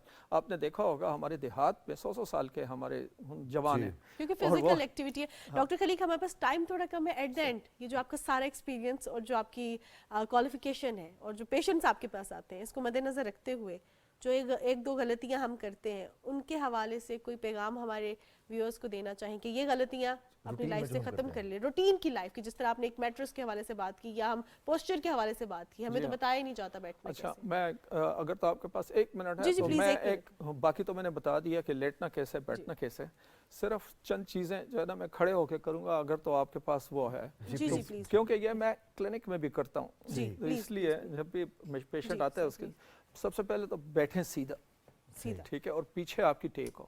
موٹر سائیکل چلائیں کم سے کم, اور وہ جمپ والی گاڑی میں سفر نہ کریں. گاڑی میں بھی اسی طرح آپ اگر تو وہ کمر آپ کی پوری لگی ہوئی ہے, میں ہمیشہ اینکرز اس طرح بیٹھتے ہیں, مجھے بڑا اچھا لگتا ہے. کیوں؟ That's what I think you explain to your audience. تو سب سے امپورٹنٹ چیز تو یہ ہے کہ اپنا اٹھنا بیٹھنا ٹھیک کر دیں, اور اس کے بارے میں بھی بتا دیں. اور ایکسرسائز ہر نماز کے بعد آپ 10 مرتبہ کریں. میں سر سے لے کے پاؤں تک ابھی آپ کو کچھ ایکسرسائزز بتاتا ہوں اور کچھ ڈوز اور کچھ ڈونٹس بتاتا ہوں. یہ کریں, آپ کو کبھی بھی کوئی ایشو نہیں ہوگا. لیٹ می ٹیل یو دس, آپ جسم کو 2-3 پارٹس میں تقسیم کر لیں. جیسے فار ایگزامپل سر ہے اور گردن ہے, تو آپ نے یہ ایکسرسائز کرنی ہے ہر نماز کے بعد 10-20 بار. 10-20 بار یہ کرنی ہے, 10-20 بار یہ کرنی ہے, 10-20 بار یہ, اور یہ جیسے پی ٹی کرتے ہیں, ہر جوڑ کو ہلائیں چلائیں. اسی طرح 10-20 بار یہ اور یہ کریں, یہ آپ کی کمر کی ہو گئی. اور اسی طرح اٹھک بیٹھے تھوڑا سا, یہ صحیح ہو گیا, ٹھیک ہے, اور پھر بیٹھ کے یہ اور یہ کریں. میں نے کیا کیا ہے, یہ سائیکلنگ بالکل سب میں نے کیا کیا ہے, سر سے لے کے پاؤں تک جو قدرت نے, اللہ نے ہمیں جس طریقے سے احسن تقویم یعنی سب سے اچھا خوبصورت بنایا ہے, وہ میں نے ہر جوڑ اور ہر پٹھے کو حرکت دے دی. اس پہ 1 سیکنڈ لگا پروبیبلی, یا 1.5 سیکنڈ یا 2 سیکنڈ لگے ہوں گے. آپ 10 سیکنڈ جائے نماز پہ کھڑے ہو کے میں لوگوں کو کہتا ہوں کہ جی آپ کرنا شروع کر دیں, آپ کی پورا وقت فینٹاسٹک. اور یہ ایسی ایکسرسائزز ہیں جو آپ اپنے آفس میں بھی کر سکتے ہیں, جب نماز بریک ہو, ہر جگہ. آپ بیٹھے ہیں, فار ایگزامپل آپ کی بریک ہے, آپ چلے جائیں وہاں پہ کر لیں. یو ول سی کہ جی آپ کا پورا اس سے سرکولیشن, اس سے پوری جوائنٹس, اس میں آپ کے پٹھے اور اس کے آپ کا جو ذہن, the whole things, یہ صرف آپ کریں, یہ آپ دیکھیں گے کہ جی this is the healthiest that you can convey a message from me. Thank you so much doctor صاحب. ہم آپ کو انشاءاللہ دوبارہ بھی زحمت دیں گے کہ آپ ہمیں اسی طرح آ کے گائیڈ کریں, بتائیں, تاکہ ہم جو ہے اپنی لائف کو ہیلدی بنا سکیں. بہت شکریہ. ڈیٹیل گفتگو کریں گے. ہمارے درمیان neuro surgeon professor doctor Khaliq الزمان صاحب موجود تھے. ہم انشاءاللہ نیکسٹ ٹائم بھی اس پر ڈیٹیل میں بات کریں گے, لیکن وقت ہوا ہے نیوز بریک کا. کے بعد واپس آئیں گے صبح پاکستان میں, ہمارے ساتھ رہیے گا.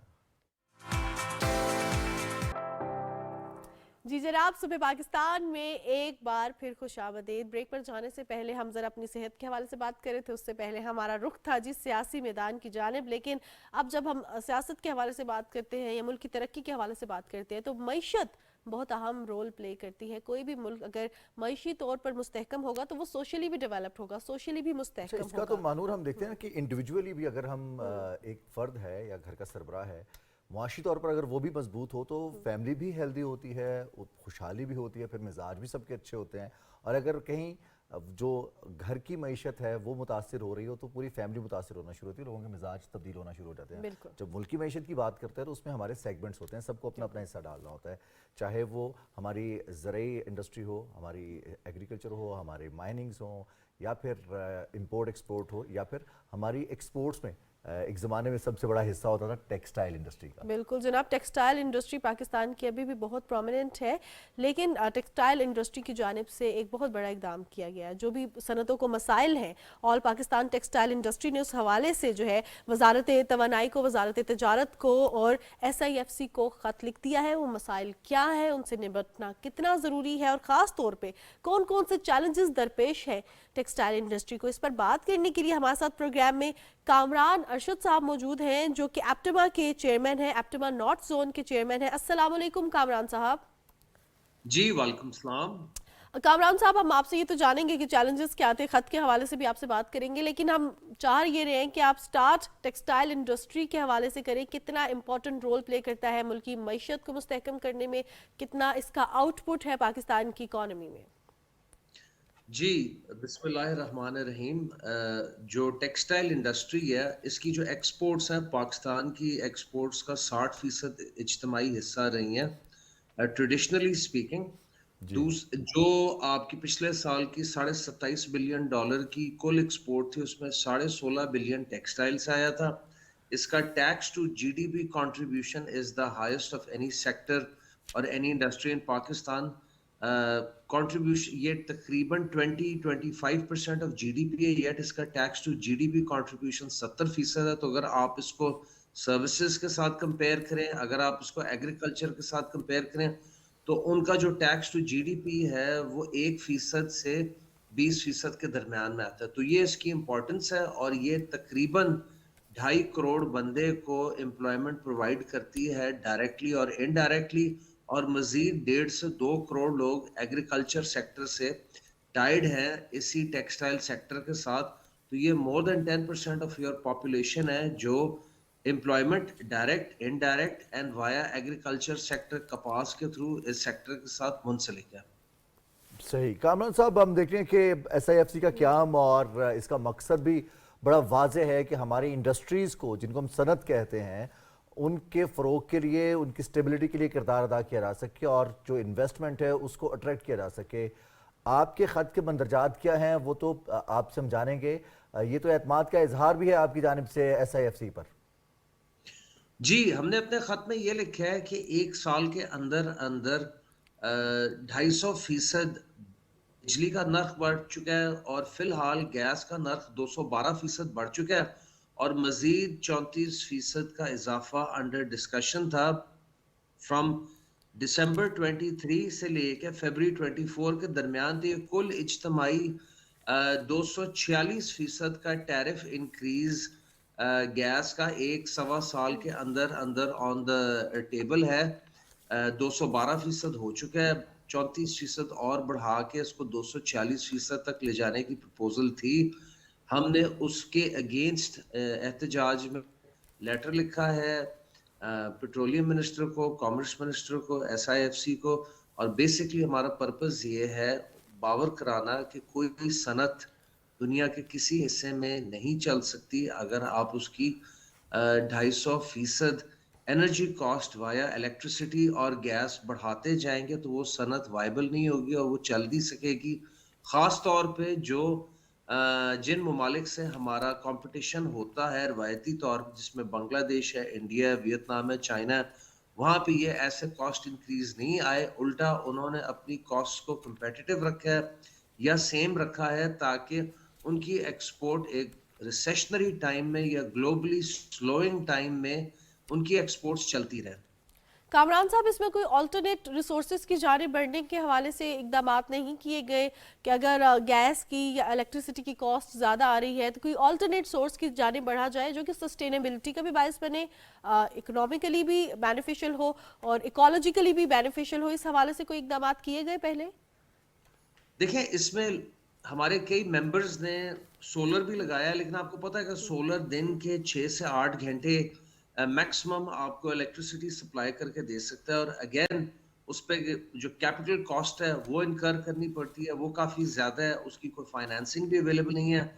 دوسرا, اگر ہم سولر لگا بھی لیتے ہیں یا جیسے ہمارے کئی ممبر ملز نے لگائے ہیں, تو جو 250% کا گیس کے نرخ میں, بجلی کے نرخ میں انکریز آئے گا, اس پہ آپ کیسے کمپیٹ کریں گے؟ ہمارے ایکسپورٹر کو 3-6 مہینے کا مال فارورڈ بیچنا پڑتا ہے.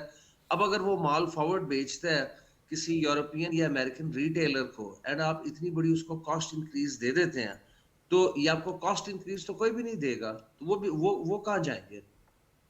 بالکل صحیح. اچھا کامران صاحب, چیلنج تو یہ بھی ہے کہ ہم ٹیکسٹائل انڈسٹری ہماری, جہاں ہم دیکھتے ہیں ٹریڈیشنلی جو منڈیاں آلریڈی ہیں ٹارگیٹڈ, وہاں تک ہم اپنا مال ایکسپورٹ کرتے ہیں. نئی منڈیوں کی تلاش کے حوالے سے کوشش نہیں کی جاتی وہ, یا پھر اس طرح سے اگر اپروچ کیا بھی جاتا ہے تو وہاں پر کیپیسٹی بلڈنگ اتنی نہیں ہوتی.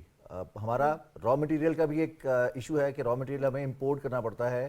اب کپاس کی پیداوار کے حوالے سے بھی اقدامات کیا گیا اور الحمدللہ اس سال بمپر کراپ بھی ہوئی ہے کپاس کی, اور آئندہ سال میں بھی توقعات ہیں. تو آپ اس چیز کو کیسے دیکھتے ہیں کہ ہمیں نئی منڈیوں کی تلاش کے لیے بھی تو ہمارے جو ایکسپورٹرز ہیں خاص طور پر ٹیکسٹائل انڈسٹری سے وابستہ, ان کو بھی تھوڑا سا اس سیگمنٹ میں کام کرنے کی ضرورت ہے؟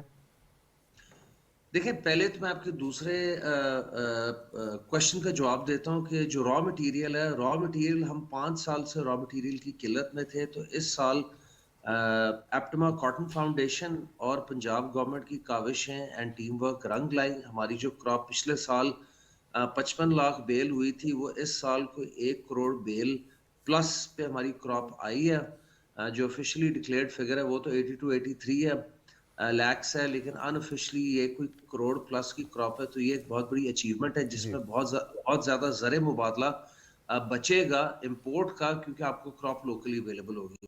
آپ کے سوال کا جو پہلا حصہ ہے نان ٹریڈیشنل مارکیٹس, بہت سارے ہمارے لوگ ڈفرینٹ مارکیٹس میں گھسے ہیں, جس طرح افریقن مارکیٹس ہیں, سینٹرل ساؤتھ امریکن مارکیٹس ہیں, یہ آپ کی نان کنونشنل مارکیٹس ہیں. لیکن آپ کو پتہ ہے کہ ایک نئی مارکیٹ میں جانے کا, انٹر کرنے کا ٹائم لگتا ہے, اس مارکیٹ کے نارمز کو, بیریئرز کو اوور کم کرنے کا. دوسرا میں آپ کو بتاتا چلوں کہ گلوبل ٹیکسٹائل کوئی تقریباً 850 سے 900 بلین ڈالر کی مارکیٹ ہے, جس میں پاکستان کا ٹوٹل شیئر 1.25 سے 1.5% ہے. ٹھیک ہے جی, جو 16.5 بلین ڈالر ایکسپورٹ ہوئی پچھلے سال, وہ 1 سے 1.25% ہے ٹوٹل ٹیکسٹائل گلوبل مارکیٹ کا. اگر آپ اپنے شیئر کو صرف 1% اور بڑھا لیں تو آپ کی 16.5 بلین ڈالر کی ایکسپورٹ 32 سے 35 بلین ڈالر پہ آرام سے جا سکتی ہے, اگر اس کے لیے right enabling environment, right policies, right priorities government set کرے. اور یہی ایک رستہ ہے آئی ایم ایف کے کشکول کو توڑنے کا, یا جو ہم ہر 3 سے 5 سال بعد آئی ایم ایف کے پاس واپس جا رہے ہوتے ہیں. خدارہ اپنی ایکسپورٹ بڑھائیں اور اپنی پرائیورٹیز کو ٹھیک کریں اور انڈسٹریلائزیشن کی طرف پروسیڈ کریں. کامران صاحب, تو اب وے آؤٹ کیا ہے اس کا؟ ریکوائرمنٹ کس چیز کی ہے؟ سبسڈیز گورنمنٹ سے ریکوائرڈ ہے, ٹریننگ ریکوائرڈ ہے انکنونشنل مارکیٹ کے طرف سے جو آنے والے چیلنجز ہیں اس سے نمٹنے کے لیے, یا کنونشنل مارکیٹ میں اپنی پوزیشن کو مستحکم کرنے کے لیے ریکوائرمنٹس کیا ہیں آپ کی نظر میں؟ ہمیں کسی قسم کی سبسڈی نہیں چاہیے. اللہ کے فضل و کرم سے ہمارے پاس را مٹیریل بھی ہے, ہمارے پاس ورلڈ کلاس مشینری بھی ہے, ہمارے پاس اسکل لیبر بھی ہے, ہمارے پاس بہت اچھا port logistics and road network بھی ہے. ہمیں اگر کچھ چاہیے تو صرف ریجنلی کمپیٹیٹیو انرجی ٹیرفس, یہ کانسیپٹ ایپٹما نے آج سے چند سال پہلے فلوٹ کیا تھا اور یہ ہمیں ملتا رہا. آئی ایم ایف کی بندشیں, کچھ کاوشوں کی وجہ سے یہ اب ہمیں نہیں مل رہا. یہ ہم سے لے لیا گیا تھا ایز آف لاسٹ ایئر. اگر یہ بحال کر دیا جاتا ہے تو ہماری صنعت پاؤں پہ واپس پھر سے کھڑی ہو جائے گی. دوسری چیز یہ ہے کہ جو ہمارا بجلی کا ٹیرف ہے اور جو ہمارا گیس کا ٹیرف ہے, اس میں ہم سے کراس سبسڈی لی جاتی ہے. ڈومیسٹک کمرشل کی ان ایفیشنسی, چوری چکاری, transmission and distribution line losses کو پورا کرنے کے لیے ہماری صرف یہ التجا ہے حکومت وقت سے کہ یہ جو کراس سبسڈی ہمارے بجلی کے ٹیرف میں چارج کی جا رہی ہے اور ہمارے گیس کے ٹیرف میں چارج کی جا رہی ہے, یہ آپ ہم سے نہ لیں. آپ جو محکمے ہیں, جس طرح یہ ساری ڈسٹریبیوشن کمپنیز ہیں بجلی کی یا گیس کی کمپنیز ہیں, وہ اپنے لاسز خود کرٹیل کرے اینڈ جو پیئنگ بلک کسٹمر ہے اس پہ نہ تھوپے. مثلا جو 46.5 روپے کا انڈسٹریل بجلی کا ٹیرف ہے اس میں 10 روپے 85 پیسے کی کراس سبسڈی آپ صنعت سے لیتے ہیں. دوسرے سیکٹرز کے لاسز کو پورا کرنا ہے. خدا را ہم سے یہ نہ لیں, ہمیں جو ایکچوئل کاسٹ آف الیکٹریسٹی ہے پلس جو بھی اس کے اوپر گورنمنٹ کی نیسیسری چارجز ہیں وہ لیں, تاکہ اس سیکٹر کو واپس اس کے پاؤں پہ کھڑا کریں. 17 یا 18 سینٹ کی بجلی ان کمپیریزن ود 8 یا 9 سینٹ کی بجلی ریجن میں آپ کی انڈسٹری کو کمپیٹیٹو نہیں رہنے دے گی. تو ہماری صرف یہ التجا ہے کہ ہمیں سبسڈی نہیں چاہیے, یہ جو آپ ہم سے کراس سبسڈی چارج کریں یہ چارج کرنا بند کر دیں. بالکل صحیح. اچھا کامران صاحب, ہم دیکھتے ہیں کہ ابھی دنیا میں ایڈوانسمنٹ اور ٹیکنالوجی اڈاپٹیشن اتنی زیادہ ہو گئی ہے کہ ایسی مشینز اور ایسا سکل سیٹ ان کے کولیبوریشن سے پروڈکشن کو آسان بنایا جا رہا ہے اور لو کاسٹ بھی کیا جا رہا ہے. پھر اس حوالے سے ہماری انڈسٹری ایپٹما خاص طور پر کیا کر رہی ہے؟ ہمارے دوست ممالک ہیں وہاں پر ٹیکنالوجی کے ایڈوانسمنٹ کے حوالے سے روز کچھ نہ کچھ نیا جدت کے ساتھ آ رہا ہے, تو کیا ہم اس کو بھی اڈاپٹ کر رہے ہیں؟ اور جو ہمارے ینگسٹر ہیں اس انڈسٹری میں آ رہے ہیں ان کے سکل سیٹ کے لیے ڈیولپمنٹ کے لیے بھی کچھ کیا جا رہا ہے؟ جی, 2017-18 سے پاکستان میں کافی زیادہ انڈسٹریلائزیشن ہوئی ہے through various concessionary finance schemes. جس طرح پہلے L T F F I تھی, پھر اس کے بعد ٹرف آیا تھا. ایل ٹی ایف ایف تھا long term finance and TERF تھا ٹیمپرری اکنامک ری فائنانس. تو اس کے تحت بہت زیادہ صنعت کاری ہوئی, بہت زیادہ برانڈ نیو مشینری, نئی ملز, نئے پلانٹس لگے. ایک اور جو خوشائن چیز یہ ہوئی کہ پہلے Pakistan basic raw material product جیسے دھاگا, یارن جیسے کپڑا, فیبرک, گرے فیبرک یہ ایکسپورٹ کرتا تھا. اب یہاں سے ایک شفٹ آیا ہے ویلیو ایڈڈ کی طرف کہ ہم بیسک را مٹیریل نہیں, ہم فنشڈ پروڈکٹ ایکسپورٹ کر رہے ہیں. تو وہاں پہ آپ کی کافی زیادہ لیبر ڈپلوائے ہوتی ہے, اسٹیچنگ کافی ہو رہی ہے. تو اس طرح کی ہماری کافی سکسیس سٹوریز ہیں جس کی وجہ سے پاکستان کی ٹیکسٹائل ایکسپورٹ جو آج سے 15 سال پہلے 8 سے 10 بلین ڈالر کے درمیان میں پھنسی ہوتی تھی, it went as high as $19.5 billion 2 سال پہلے. پھر پچھلے سال چونکہ گلوبل سلو ڈاؤن تھا, انفلیشنری پریشرز تھے اور انٹرسٹ ریٹ ساری دنیا میں بڑھے انکلوڈنگ پاکستان, تو اس کی وجہ سے ہماری ایکسپورٹ نیچے آئی. لیکن اگر ہمیں یہ انیبلنگ انوائرمنٹ دے دیا جائے بجلی اور گیس ٹیرفز کی مد میں, ہم یہ نہیں کہتے ہمیں آپ کو ایکسٹراڈنری چیزیں, آپ صرف اور صرف یہ کراس سبسڈی ہمارے ٹیرف سے ریموو کر کے آپ ہمیں جینوئن ٹیرفز دیں جو ان لائن ود بنگلہ دیش, انڈیا, چائنا, ویتنام ہوں, تو آپ دیکھیں کہ ہماری صنعت بہت ترقی کر سکتی ہے اور کافی آئیڈل کیپیسٹی پڑی ہے جو آن لائن آ سکتی ہے. صحیح, ہم ہوپ فل ہیں کہ اس طرح کے ٹیرفز دیے بھی جائیں گے. اور خاص طور پہ جو انڈسٹری کے حوالے سے بات کریں, جس طرح آپ نے بھی یہ چیز کلیئر کر دی اور ہم خود بھی دیکھ رہے ہیں کہ کنٹریبیوشن ٹیکسٹائل انڈسٹری کا بہت زیادہ. اب ایسے میں جو دیگر ممالک ہیں جن کے ساتھ پاکستان کی کلیبوریشن ہے in terms of different things, اگر ہم انفراسٹرکچر ڈیولپمنٹ کے حوالے سے بات کریں یا ان کی مارکیٹس تک رسائی ہے, اس حوالے سے کیا کہنا چاہیں گے؟ کون سی ایسی مارکیٹس ہیں جس تک رسائی کے لیے کام کیا جا رہا ہے ٹیکسٹائل انڈسٹری کی جانب سے یا گورنمنٹ کی طرف سے, تاکہ یہ انڈسٹریز جو ہیں اور فلرش کریں؟ یا کوئی ایسی چیز جس پہ آپ کو لگتا ہے کہ اس جگہ پر بھی کام ہونا چاہیے تاکہ ہم اور سیلف سفیشینٹ ہوں؟ Because it feel so good to know کہ سبسڈی ریکوائرڈ نہیں ہے, سیلف سفیشینٹ ہے, مین پاور ہے جو کہ پوری دنیا میں فقدان ہے, ہمارے پاس وہ بھی ہے, سکلز بھی ہیں. تو پھر تو ہمارے پاس ایک, ہم دوسروں سے دیکھا جائے تو زیادہ ہم اس پہ ہے نا فیوریبل پوزیشن پہ. جی دیکھیں, سن 2014 میں ہمیں یورپین یونین جو ایک 27 ممبر بلاک ہے انہوں نے جی ایس پی پلس دیا. جی, تو وہ جی ایس پی پلس جب ہمیں ملا تو اس کے عوض ہماری ایکسپورٹ بڑھتی گئی اینڈ 2014 میں ہماری اجتماعی ایکسپورٹ 12 سے 13 بلین ڈالر تھی, یہ رائز کر کے 19.5 بلین ڈالر تک گئی. روایتی طور پہ امریکہ ہمارا سب سے بڑا ٹریڈنگ پارٹنر مارکیٹ کے حوالے سے اس وقت امریکہ نمبر 2 ہے اور یورپین یونین جی ایس پی پلس کی وجہ سے نمبر 1 ہے. تو یہ اگر ٹریڈ اگریمنٹ آپ سوچیں ہمارے پاس بہت پہلے سے ہوتا 2014 سے پہلے کا, تو پھر ہم کہاں سے کہاں ہوتے. دوسری چیز, ہم کئی دفعہ امریکنز کو بھی کہہ چکے ہیں کہ ہمیں ایڈ نہیں چاہیے, ہمیں ٹریڈ چاہیے کہ ہمارے ساتھ آپ ٹریڈ اگریمنٹس کریں, پریفرینشیل مارکیٹ ایکسس ہمیں ملے. تو وہاں سے بھی ہماری بہت زیادہ ایکسپورٹ بڑھ سکتی ہے. تیسری چیز یہ ہے کہ ہم اور مارکیٹس بھی ایکسپلور کریں جن کے ساتھ ڈیوٹی فری ایگریمنٹس. سن 2008 میں بنگلہ دیش اور پاکستان کی ایکسپورٹس ایک برابر تھیں. سن 2023 تک بنگلہ دیش کی ایکسپورٹ $8 بلین سے اٹھ کے $47 بلین تک پہنچ گئی, اور ہماری 8 بلین سے $19.5 بلین کو ٹچ کر کے واپس $16.5 بلین پہ آئی. تو ہمیں یہ بھی دیکھنا ہے ایسا کیا بنگلہ دیش نے کیا جو ہم نہ کر سکے سن 2008 کے بعد سے. انہوں نے ہر سال $2.5 سے $3 بلین کی ایکسپورٹ بڑھائی, اور ہم نے ہر سال $2.5 سے $3 بلین کے قرضے بڑھائے.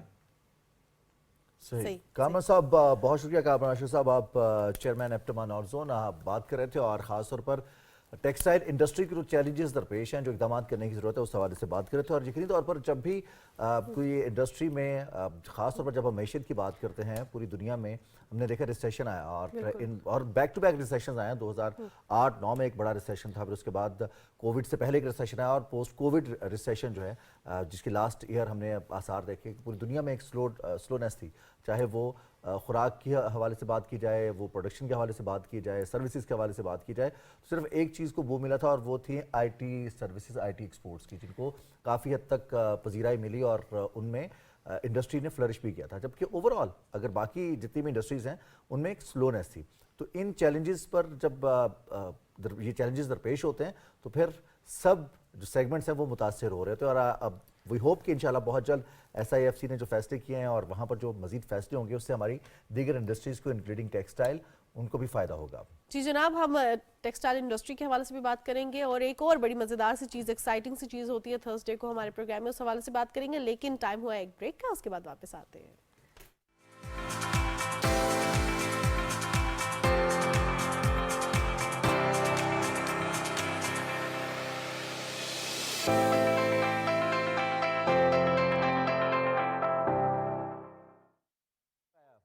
مائک لگائیں.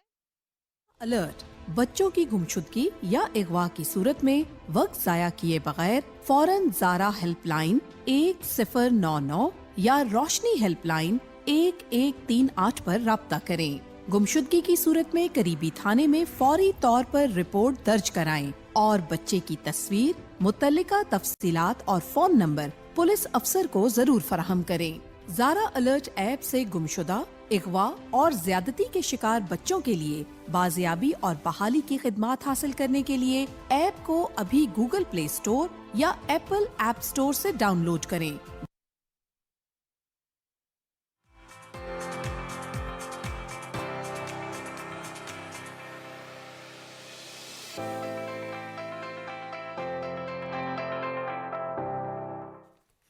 جی جناب, صبح پاکستان میں ایک بار پھر خوش آمدید. بریک پر جانے سے پہلے ہم بات کر رہے تھے کہ تھرسڈے کو ہمارے پروگرام میں کچھ ایکسائٹمنٹ سی ہوتی ہے, اور وہ ایکسائٹمنٹ اس وجہ سے ہوتی ہے کیونکہ کچھ ایسی چیزیں ہم آپ کو دکھا رہے ہوتے ہیں جس کے بارے میں کہتے ہیں نا, تصویریں بولتی ہیں. ہم کچھ بیان نہیں کرتے, لیکن تصویر میں کرنٹ سچویشن بیان کی جاتی ہے, اور وہ لائیو تصویر بنائی جاتی ہے. جی مظہر شہزاد صاحب کی جانب سے. مظہر شہزاد صاحب نے ہمیں اسٹوڈیو میں جوائن کر لیا. السلام علیکم مظہر صاحب. وعلیکم السلام. کیسے آپ؟ ٹھیک ہے جی مانور اور میرے بھائی, تصویریں نہیں بولتی, لکیریں بولتی ہیں. لکیریں بولتی ہیں. یہاں تو میں لکیروں کی زبان سے بات کرتا ہوں. مظہر صاحب, کارٹون میں تو کہتے ہیں نا کہ جہاں ایک پیغام ہوتا ہے وہاں پہ ایک سوال بھی ہوتا ہے. سوال تو ہر جگہ ہوتا ہے.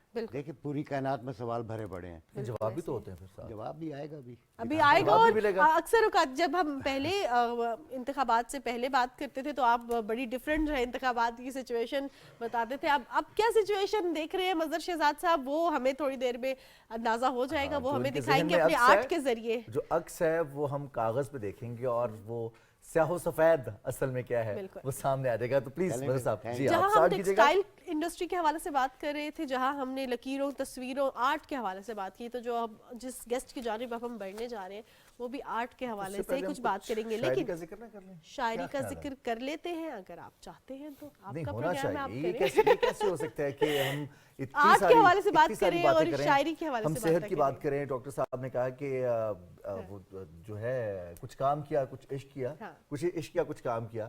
تو جب اتنا ضروری ہے تو پھر اردو ادب کا جب ذکر آتا ہے اور اردو ادب کے شعراء کا ذکر آتا ہے تو پھر حضرت غالب, یہ وہ نام ہے کسی تعارف کا محتاج نہیں ہے.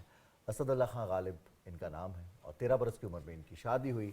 लेकिन उर्दू अदब के लिए जो उनकी खिदमात हैं, जो उनकी शायरी है, जो दवाम बख्शा उन्होंने उर्दू को, वो आज तक कायम है। 2 सदियाँ गुजर चुकी हैं, इसके बावजूद आज भी उनके शेर ज़बां ज़द-ए-आम हैं। और कहा ये ज़िक्र जाता किया है कि जाता अगर शायरी पढ़नी है आपने तो आप गालिब को पढ़े, उर्दू क्लासिक उर्दू पढ़नी है आपने तो गालिब को पढ़े। अगर आपने किसी ऐसे शायर के हवाले से जानना है, क्योंकि अक्सर औकात कहा जाता है कि शायर बहुत तन्हाई पसंद होते हैं, अकेले बैठे होते हैं, लेकिन कोई ऐसा शायर जो कि बहुत सोशल था, बहुत ज़्यादा लोगों के साथ वेल कनेक्टेड था, अगर बात की जाए तो वो हैं जी मिर्ज़ा गालिब। और आज सबसे अच्छी बात फिलबदी शायर जी फिलबदी शायर, और आज के दिन उनका इंतकाल हुआ। इस हवाले से हमारे पास एक पैकेज है, आइए देखते हैं।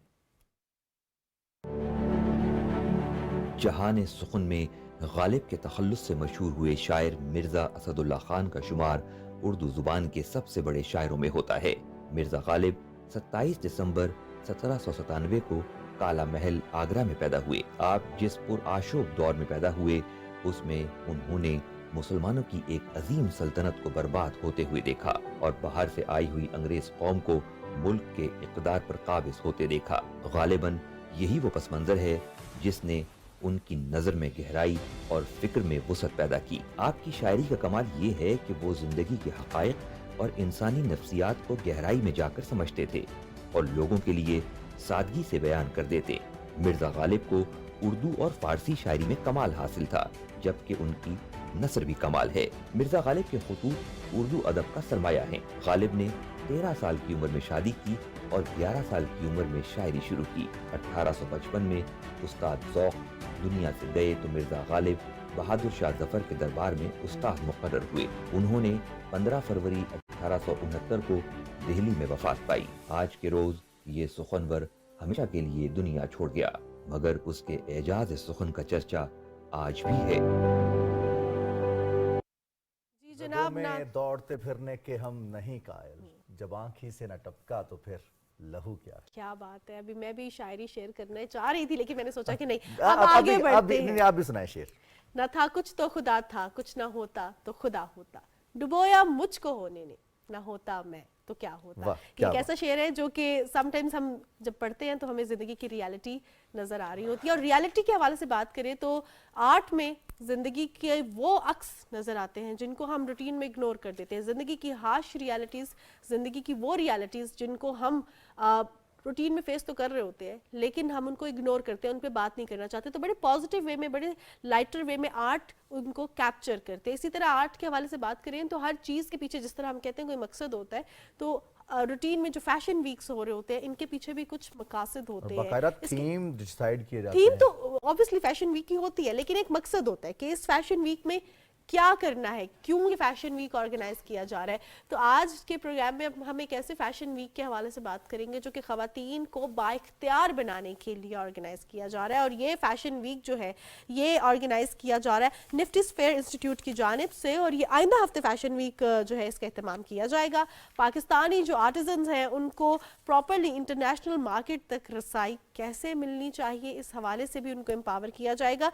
और इस पर बात करने के लिए, इस फैशन वीक पर बात करने के लिए, इसकी थीम के हवाले से, इसके पीछे जो विजन है उस पर बात करने के लिए जिन्होंने हमें ज्वाइन की है, ये तो हम बता दें कि निफ्टिस फेयर से उनका ताल्लुक है, लेकिन एक बहुत मज़ेदार सी बात कि वो डिज़ाइनर भी हैं, फोटोग्राफर भी हैं और विजुअल आर्टिस्ट भी हैं। और हमारे दरमियान उस्मान शाह मौजूद हैं। अस्सलाम वालेकुम उस्मान। वालेकुम अस्सलाम। कैसे हैं उस्मान आप? अल्हम्दुलिल्लाह बिल्कुल ठीक ठाक। उस्मान ये बताइएगा, सबसे पहले आपसे फैशन वीक के बारे में नहीं जानूंगी, इतनी सारी चीज़ें एक साथ, कितना ज़्यादा एक्सपीरियंस है आपका और कैसे सीखी ये सारी? बड़ी डाइवर्स फील्ड्स हैं, इंटरकनेक्टेड हैं बट स्टिल डाइवर्स।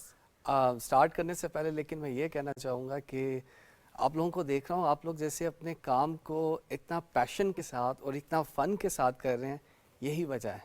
जब आप अपने काम को पैशन और फन बना लेते हैं तो आपके लिए कोई भी इम्पॉसिबल चीज़ नहीं होती। बिल्कुल सही। सो आई रियली अप्रिशिएट यू। मुझे बहुत अच्छा लगा कि आप अपने काम को बहुत ज़्यादा इंजॉय करके कर रहे हैं, और जो लोग अपने काम को इंजॉय और फन करके करते हैं, this is the main secret to get success. तो यही आपके जो है बेसिकली सक्सेस के पीछे रीज़न था कि पैशन समझ के। एग्जैक्टली। अगर मेरे स्किल्स जो हैं, अगर मैं देखूँ, मैं फोटोग्राफर हूँ, फैशन फोटोग्राफर, एक बिजनेस भी रन करता हूँ, एक मास्टर ट्रेनर भी हूँ और एक विजुअल आर्टिस्ट भी हूँ।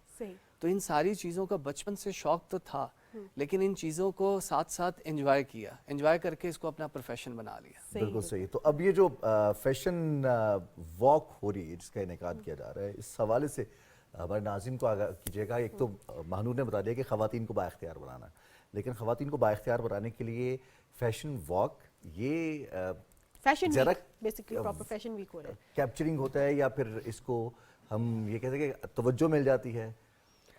تھیم کیا ہے, مرکزی تھیم؟ اس میں بہت سارے فیکٹرز انوالو ہیں. جیسے ایک سب سے امپورٹنٹ فیکٹر یہ ہے کہ یہ فیشن ویک رکھنے کا مقصد یہ ہے کہ یہ ہمارے اسٹوڈنٹس کا ایک ایجوکیشن کا پارٹ ہے, جسے اسٹوڈنٹس کو پرفارم کرنا پڑتا ہے, جس میں وہ اپنے آپ کو ون کرواتے ہیں. پھر اس کے بعد ان کو ان کی ایک لیگل ڈاکومنٹس جس کو ہم ڈگری بولتے ہیں یا ڈپلوما بولتے ہیں وہ ان کو ایشو ہوتا ہے.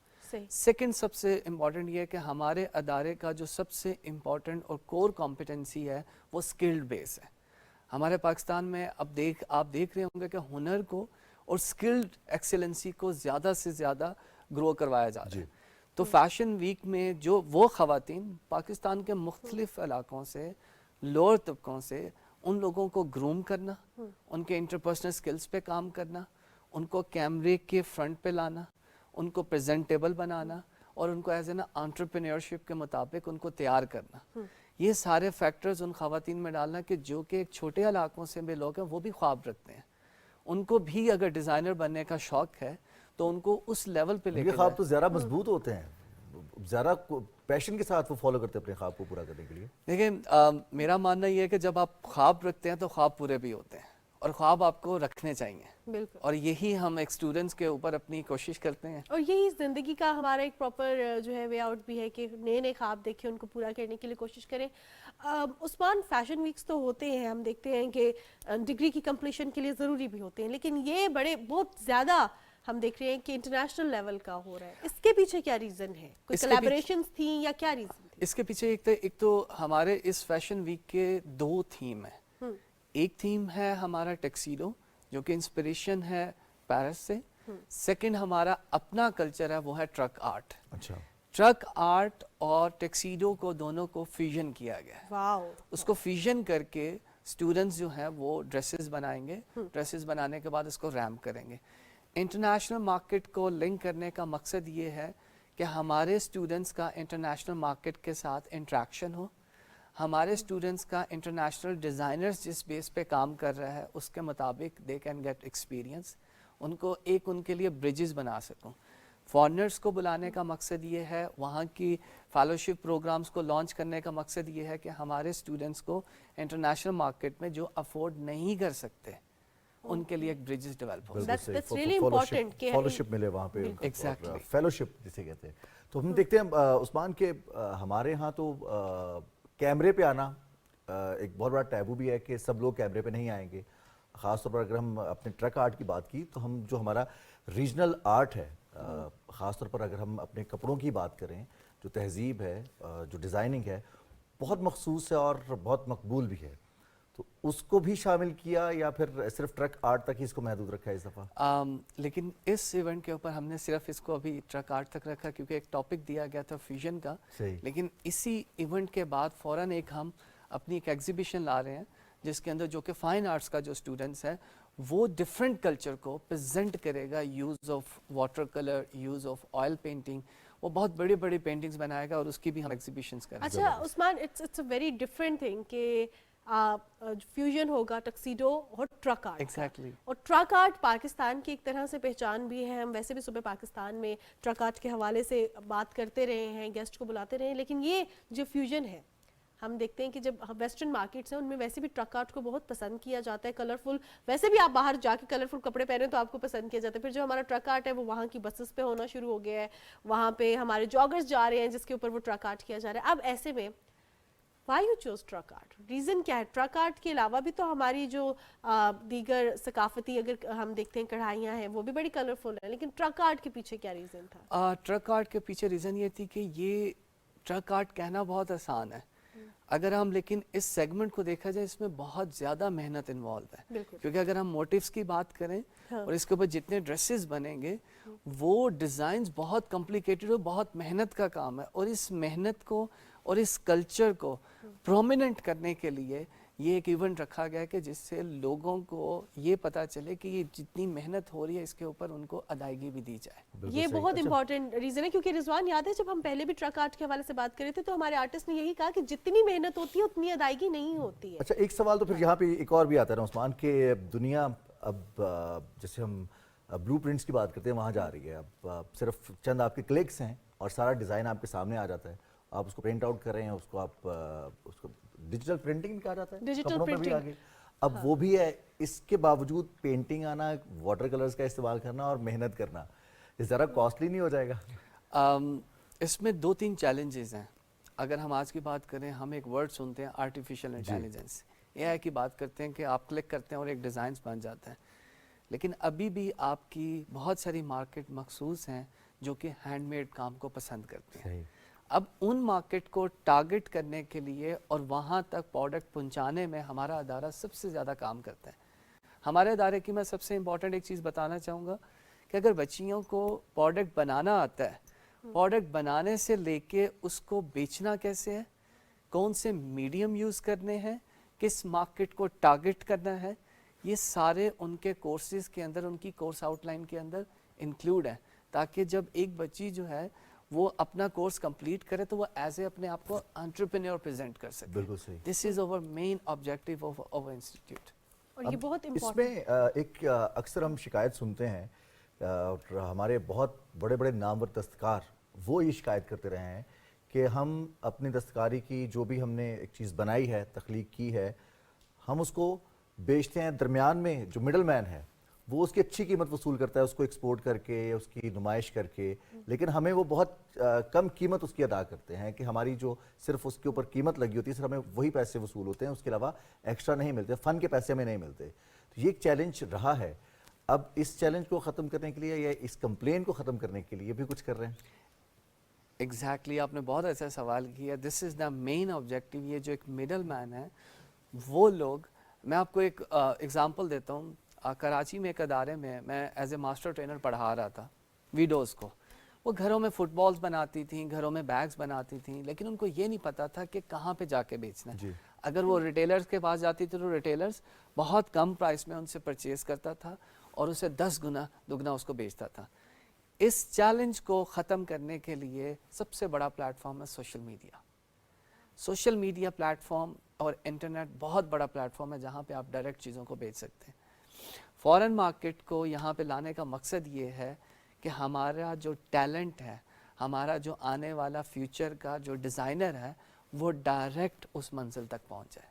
بالکل صحیح. اچھا عثمان, آپ سے یہ بھی جاننا چاہوں گی, جس طرح آپ نے ایک ویمن امپاورمنٹ کے حوالے سے بات کی, پھر جو مینلی وہ خواتین جو گھر بیٹھ کے آرٹ پہ کام کر رہی ہیں اور انفارچونیٹلی جو middle man is involved in it اور اس کی وجہ سے ان کو بہت سا جو معاوضہ ہے اس پہ کٹ آ جاتا ہے, تو کیا جو آپ کے انسٹیٹیوٹ کی خواتین ہیں, یا جس طرح اس فیشن ویک کے حوالے سے آپ نے بتایا, اور ویسے بھی ہم جو بات کر رہے تھے کہ آپ ان کی ایگزیکیوشن سے لے کے ان کی مارکیٹنگ تک ہر چیز کو دیکھ رہے ہوتے, تو کیا اس میں یہ بھی بتایا جاتا ہے کہ آپ نے خود انٹرپرینورشپ میں ڈیجیٹل مارکیٹنگ کیسے کرنی ہے, کیونکہ آج کل تو ہر فیلڈ کی ڈیجیٹل مارکیٹنگ ضروری ہے, ایکسپرٹ ہونا اس میں ضروری ہے.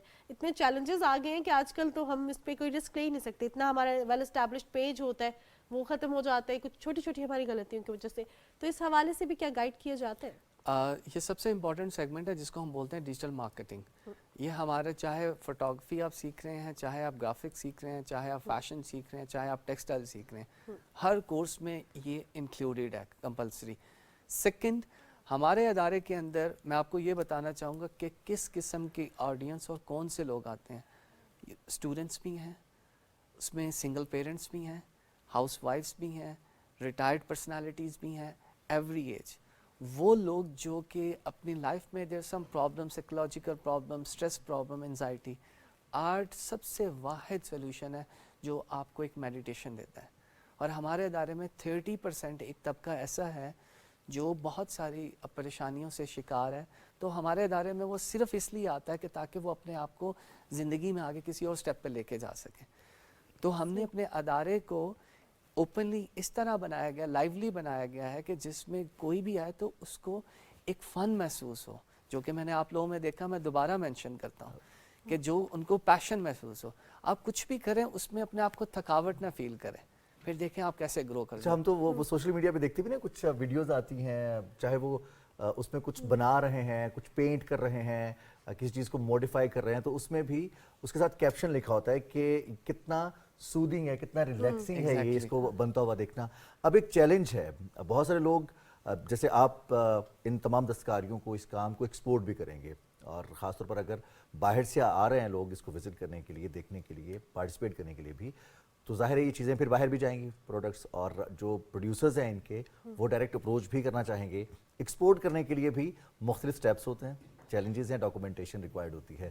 وہ ساری آپ کی آرگنائزیشن ہینڈل کر رہی ہے یا پھر انٹرپرینورشپ میں یہ نئے انٹرپرینورس کو سکھایا بھی جا رہا ہے؟ یہ نئے انٹرپرینورس کو سکھایا جا رہا ہے. ہم اپنی آرگنائزیشنز میں یہ چیز نہیں کر رہے, ہم ہر ایک اسٹوڈنٹ کو ایسے سکھا رہے ہیں کہ وہ اپنی گیلریز کیسے بنائے گا, کہ ایک آن لائن کے اوپر وہ اپنی شاپ جو ہے وہ کیسے بنائے گا. یہ ہر ایک پرسن کو سکھایا جا رہا ہے. زبردست, صحیح ہو گیا. سو ہم اور سوال بھی کریں گے, اور اس فیشن ویک کے حوالے سے ہم بھی بڑے ایکسائٹیڈ ہیں اور بھی جاننا چاہیں گے. لیکن بالکل, اور لیکن ابھی جو ہے ہم جا رہے ہیں جی مظہر شہزاد صاحب کی جانب, جنہوں نے ایک ایسی پکچر بنائی ہے جس پہ میں ان کو کہوں گی ذرا اس کو خود سے ایکسپلین کریں, کیونکہ اب ہم نے نہیں کر رہا. ہمارا پروگرام تو سٹارٹ اسی سے ہوا ہے, ہمارا پروگرام کا آغاز اسی سے ہمارا پروگرام کا آغاز اسی سے ہوا ہے. مانور میں نے خود شیروانی سلوا لی, کوئی پتہ نہیں اسلام آباد میں داخل پکڑ کے آپ کو منسٹر بنا دے. اس وقت یہ صورتحال ہے, اور لوگ تیار بیٹھے ہوئے ہیں. اب چلے پرائم منسٹر کا تو کچھ نہ کچھ ڈیسائیڈ ہو گیا یا ہو رہا ہے, لیکن آگے جو وزارتوں کی تقسیم ہے نا, یہ بڑا اہم مرحلہ ہے. اور اس میں دیکھیں شیشے لگے ہوئے ہیں, تیاریاں ہو رہی ہیں, تقریروں کی تیاریاں ہو رہی ہیں. خاتون بھی بڑی اچھی نئی ساڑی خرید لی ہے آپ کے فیشن ہاؤس سے اور ہر جگہ سے, اور یہ شیروانی کا بڑا اہم رول ہے. اچھا ویسے یہ بڑا مزیدار ہوتا ہے انتظار کرنا, بہت شدید انتظار ہوتا ہے. لیکن ایک اور چیز بھی مظہر صاحب اس میں نظر آ رہی ہے کہ کچھ تیار ہو رہے ہیں اور کچھ پراپرلی تیار ہیں, ان کو جیسے کنفرمیشن ہوئی, جن کو تھوڑا کنفرمیشن ہے وہ مکمل تیار کھڑے کہ بس اب آرڈر آئے گا اور ہم چلے. زبردست مظہر صاحب, بہت اچھا آپ نے کارٹون تخلیق کیا, اور یقینی طور پر ہمارے ناظرین بھی اس سے محظوظ ہوئے ہوں گے. واپس آتے ہیں ہم کامران صاحب سے, عثمان صاحب سے بات کرتے ہیں. عثمان, ہم جو بات کر رہے تھے انٹرپرینورشپ کے حوالے سے اور آرگنائزیشن, آپ نے ایک 30% کا ڈیجٹ شامل کیا ہے جس میں وہ لوگ ہیں جو صرف فن کے لیے آنا چاہتے ہیں, آپ کسی نہ کسی اپنے انزائٹی کو, اسٹریس کو کم کرنے کے لیے. تو کیا طریقہ ہے آن بورڈ ہونے کا؟ کوئی فیس ہے, رجسٹریشن ہے, منیمم کوالیفیکیشنس چاہیے ہوتی ہیں؟ پہلے تو میں آپ کو یہ بتانا چاہوں گا کہ انٹرپرینیورشپ کا جو میں اتنا ہائی لائٹ کر رہا ہوں, میں خود ایک انٹرپرینیور ہوں, اور ایز اے سیلف میڈ اس ادارے کو جو سٹارٹ کیا گیا ہے, جب اس کی بنیاد رکھی گئی تھی اس ٹائم ہمارے پاس صرف ایک اسٹوڈنٹ تھا, اور ایک اپارٹمنٹ سے یہ ایز اے ٹیچنگ سینٹر تھا, کوچنگ سینٹر. ٹھیک ہے, یہ ایک چھوٹا سا سینٹر تھا, اپارٹمنٹ میں پڑھایا کرتا تھا. اور with the passage of time, with consistent and persistent approach, ایک فیتھ کے ساتھ, جب آپ ایک نیت رکھتے ہیں اور فیتھ رکھتے ہیں اور اپنے زندگی کے کچھ گول رکھتے ہیں, تو آپ بھی ایج نہیں میٹر کرتی. میں تو یہ کہوں گا یہ فیتھ نہیں تو بلیو ہے. فیتھ کے ساتھ, کیونکہ جب آپ ڈٹرمنیشن ہوتی ہیں اور کنسسٹنسی ہوتی ہے, آپ زندگی میں اپنے مقصد حاصل کر لیتے ہیں. ایسا ہی ہے. لیکن عثمان, مقصد تو ڈفرینٹ مقاصد ہوتے ہیں نا, لیکن کچھ ایسے مقاصد ہوتے ہیں جو کہ پوری سوسائٹی میں بہت بینیفیشل ثابت ہوتے ہیں. آرٹ, میوزک, کلچر, سپورٹس, یہ ایسی چیزیں ہیں جو کہ ہر ایک انسان کو پازیٹیوٹی کی طرف لے کے جاتی ہیں. تو آپ کو کیا لگتا ہے جو کرنٹ سچویشن ہے, ہم دیکھتے ہیں کہ سٹریس میں عوام ہوتی ہے, سم ٹائمز ہم کرنٹ پولیٹیکل سچویشن دیکھیں یا ہم اور اپنی زندگی کے حالات دیکھیں, سڑک پہ چلتے ہوئے زندگی کے حالات, سٹریس اتنا زیادہ کامن ہو گیا ہماری سوسائٹی میں, اور یہ بہت سی بیماریوں کی جڑ بھی ہے. ایسے میں آرٹ, اس طرح کے فیشن ویکس, ایگزیبیشنز اس طرح کی, یا وہ خواتین جن کو یہ لگتا تھا کہ ہمارے پہ بچوں کی ذمہ داری ہے, گھر کی ذمہ داری ہے, ہم باہر نہیں نکل سکتے, ان کو امپاور کرنا کتنا پازیٹیو رول پلے کرے گا سوسائٹی میں؟ اس میں 2-3 چیزیں ہائی لائٹ کروں گا. انفارچونیٹلی بہت ساری ڈسپوائنٹمنٹ ہوتی ہیں ہمارے یہاں کا جو سسٹم ہے, ٹھیک ہے, اس سسٹم کے بدولت باہر جانا پڑتا ہے. جب باہر جاتے ہیں تو پھر اس سے زیادہ وہ ڈسپوائنٹمنٹ ہوتی ہے کہ دنیا کہاں جاتی جا رہی ہے, سٹیپ بائی سٹیپ بہت فارورڈ ہوتے جا. ہمارے پاس اتنا ٹیلنٹ ہونے کے باوجود, ہمیں 1947 سے پاکستان بنا ہے, اور اب تک ہم نے کتنی ریسرچ کر لی ہے, آرٹ کے اندر ہم نے کتنی, آرٹ ایک اونلی سیگمنٹ. آپ یہ دیکھیں کہ ایک بہت بڑے بڑے پینٹرز جن کی بہت اچھی پینٹنگز ہیں, روڈز پہ پینٹنگز لے کے بیٹھے ہوتے ہیں. And I feel very bad کہ ہمارے آرٹ کو وہ پروموشن نہیں ملتی ہے. So I don't want to discuss کہ میں اس لوبنگ سسٹم میں ڈسکس نہیں کرنا چاہتا. میرا صرف اتنا ایک کنسرن ہے, ایک سوال ہے کہ جو آرٹ ہے نا, آرٹسٹ ہے, اس کو اس کی رسپیکٹ اور اس کی پوزیشن ملنی چاہیے. جب یہی ہم آرٹ کو باہر لے کے جاتے ہیں, یہ ملٹی پلائی 3 ٹائم اس کی رسپیکٹ بھی ہوتی ہے اور اس کی اس اپریسیشن بھی. ریونیو جنریشن ریمبرسمنٹ زیادہ ہے. بہت عثمان, سسٹم کی آپ نے بات کی تو ایک جیسے آپ نے کہا نا فیتھ اور بلیو ہے, تو ایسے ایک فیتھ اور بلیو میرا بھی ہے کہ سسٹم ہم ہیں اور ہمارے چھوٹے چھوٹے رویے ہیں وہی سسٹم بناتے ہیں. ہم بلیم کسی اور کو کر دیتے ہیں لیکن سسٹم تو ہم ہی ہیں. بہت شکریہ عثمان شاہ اور بیسٹ آف لک. آپ اللہ کرے آپ کامیابیاں حاصل کریں اس میں اور مزید لوگ جو ہیں وہ اس فیلڈ میں آ کر مزید بہت کچھ سیکھیں. اور آپ کی توسط سے لوگ کامیابی حاصل کریں. اور وی فیل سو گڈ ٹو نو کہ خواتین کو امپاور کیا جا رہا ہے. اور یہ جو فیشن ویک ہونے والا ہے اور اس میں جو خواتین کی امپاورمنٹ ہے اس کو مد نظر رکھا گیا ہے. پاکستانی ٹرک آرٹ اور ٹکسیڈو کی جو fusion, I am so excited about that. لیکن اب رخ کرتے ہیں آج کے دن کے حوالے سے. آج کے دن کی اہمیت تو ہم نے آپ کے ساتھ شیئر کی, لیکن اب بات کرتے ہیں کچھ ایسے لوگوں کی جن کی کنٹریبیوشنز آج بھی ہمارے دلوں میں صرف زندہ نہیں ہے, ہماری کتابوں میں بھی زندہ ہیں کیونکہ ان کے کام ہی ایسے تھے. دنیا مستفید ہو رہی ہے اور ایسی ایڈوانسمنٹ آئی کہ کانسیپٹ تبدیل کر کے رکھ دیے. دنیا کو دیکھنے کا جو انداز ہے ایون کہ کرۂ ارض سے باہر دیکھنے کے لیے جو. اچھا ایک اور چیز, صرف دنیا کو دیکھنے کا انداز نہیں بلکہ چاند اور مختلف سیاروں کو دیکھنے کا انداز ہے وہ بدل دیا. جو ہم سمجھتے تھے کہ چاند کی سرفیس سموتھ ہے, وہ والے جو ہماری غلط فہمیاں تھیں وہ دور کر دیں. اس کے ساتھ ساتھ بہت سی ایسی لیٹسٹ ڈیولپمنٹس جو ابھی تک ذکر کیا جا رہا ہے, ایسی ڈیولپمنٹ جن کا لیٹسٹ بھی ذکر کیوں اس وجہ سے کیا جاتا ہے کیونکہ اس میں نئی نئی چیزیں آگے بڑھی ہیں. لیکن دا موسٹ امپورٹنٹ تھنگ, ان پرانی ڈیولپمنٹس کو, ان پرانی ڈسکوریز کو نگیٹ نہیں کیا. ہم بات کریں گلیلیو کی.